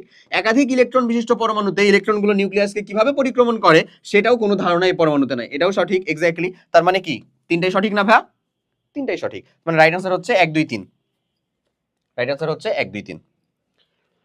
লাস্ট আমাদের একটা কোশ্চেন আছে, সেটা হচ্ছে একটা সিকিউ কোশ্চেনের ঘ নাম্বার, দেখছো ভালো করে দেখো, এখানে কি বলতেছে আলফা কোণা, এই আলফা কোণা আমরা বিচ্ছুরণ করতেছি দিয়ে আমি হচ্ছে এই যে নিউক্লিয়াসটাকে, এটা কি প্লাস চার্জ যুক্ত যে জায়গাটা, এটা কি নিউক্লিয়াস অবশ্যই, দিয়ে এই নিউক্লিয়াসটাকে বলতেছে হচ্ছে ধরো কিউ, এখানে বলতেছে এম কোণা, এম কে অবশ্যই আলফা কোণা নিশ্চয়ই, এটাই হচ্ছে এম কোণা, সাহায্যে বস্তুটি শনাক্তকরণের মাধ্যমে পরমাণু গঠন ব্যাখ্যা করো। কোন বস্তুটি আসলে ভাই, কিউ বস্তুটি, কিউ বস্তু মানে কি আসলে নিউক্লিয়াস, এই নিউক্লিয়াসের যে শনাক্তকরণ সেটাকে হচ্ছে ব্যাখ্যা করতে হবে এম এর মাধ্যমে, বুঝছো, মানে এম এর মাধ্যমে, মানে আলফা কোণার মাধ্যমে, আলফা কোণার মাধ্যমে নিউক্লিয়াস শনাক্তকরণ, নিউক্লিয়াস শনাক্তকরণ। ওকে, আলফা কোণের মাধ্যমে নিউক্লিয়াস শনাক্তকরণ, এটা কাজ করতে হবে। আলফা কোণের মাধ্যমে নিউক্লিয়াস শনাক্তকরণের যে ইস্যুটা, সেটা কি রাদারফোর্ড পরমাণু মডেল না, কিভাবে করছিল, যা যা করছিল তাই ব্যাখ্যা করে দিলেই হলো, রাদারফোর্ড পরমাণু মডেল, যেটা অলরেডি আমরা বলে দিছি, রাদারফোর্ড পরমাণু মডেল। ক্লিয়ার, এটা অলরেডি আমাদের ডান, ডান। সেই পার্টটুকু পর্যন্তই ছিল হচ্ছে তোমাদের ফার্স্ট পার্টের অংশ, আর আশা করি কিছু নাই। এই ফার্স্ট পার্টের অংশের ভিতরে আমরা যা যা শিখলাম তার প্রয়োজনে হচ্ছে লেকচার ম্যাটেরিয়াল থেকে ডিটেলস নিবা, নিজের ক্লাস কমপ্লিট করতেছো, প্রয়োজনে যদি কোনো অংশ বা কোনো পার্টটা না বুঝে থাকো সেটাকে আবার কমপ্লিট করবা। হ্যাঁ, এতটুকুই বলবো, কমপ্লিট করতে থাকো, সেকেন্ড পার্টের মধ্যে অবভিয়াসলি দেখা হবে। আমরা যতটা পারি কম্প্যাক্ট আকারেই ডিপ ইন ডিটেলস, কোনো কিছু আমরা বাদ দিব না ইনশাল্লাহ, বলা যেতে পারে ডিপ ইন ডিটেলস কমপ্লিট করবো। তোমার কাজটা থাকবে হচ্ছে যে চ্যাপ্টার হোক তোমার, তুমি সেটা হচ্ছে এসএসসির পরে শুরু করো, বা এইচএসসি শুরু হচ্ছে তোমার, মানে এইচএসসি শুরু হচ্ছে বলতে ধরো কলেজ লাইফ শুরু হচ্ছে, তখন থেকে কমপ্লিট করা শুরু করো, নো প্রবলেম। যখন থেকে কমপ্লিট করা শুরু করো না কেন, একেবারে টোটালে কমপ্লিট করবা, এটা হচ্ছে তোমার টার্গেট, এবং নিজে নোট করে কমপ্লিট করবা। ভাই আমি তোমাদের জন্য একটাই খালি সাজেশন দিব যে please do it your self. তুমি পাবা তো অবশ্যই, ম্যাটেরিয়াল আমরা রেখে কি করবো, তোমাদেরকে দিব, কোনো সমস্যা নাই। হ্যাঁ, তারপরেও নিজে নোট করো, নিজে নোট করো, এটা অনেক কাজে লাগে। আমি এখনো যখন তোমাকে পড়াই তখন অবভিয়াসলি কোনো একটা কিছুতে প্রবলেম থাকলে আমি নিজে তো প্রথমে শেখার চেষ্টা করি, সেটা শিখে আসি, কিন্তু আমার টার্গেট থাকে আমি অন্তত আমার নোটে যা যা করছি সেটার কোনো একটা এলিমেন্ট তোমাকে বাদ দিব না, সব কিছু হচ্ছে দেখাবো। ইভেন আমার কাছে এখন হচ্ছে নোটের একটা স্তূপ আছে যেটা আমার নিজের করা, নিজে নোট করো, অনেক বেশি কাজে লাগে এটা। নিজের নোট থাকা মানে হচ্ছে আসলে তোমার লিটারালি এক্সামের আগের রাতে একটা আলাদা ভরসার জায়গা থাকা যে তুমি পারবা, বিলিভ মি, আসলে এটা হয়।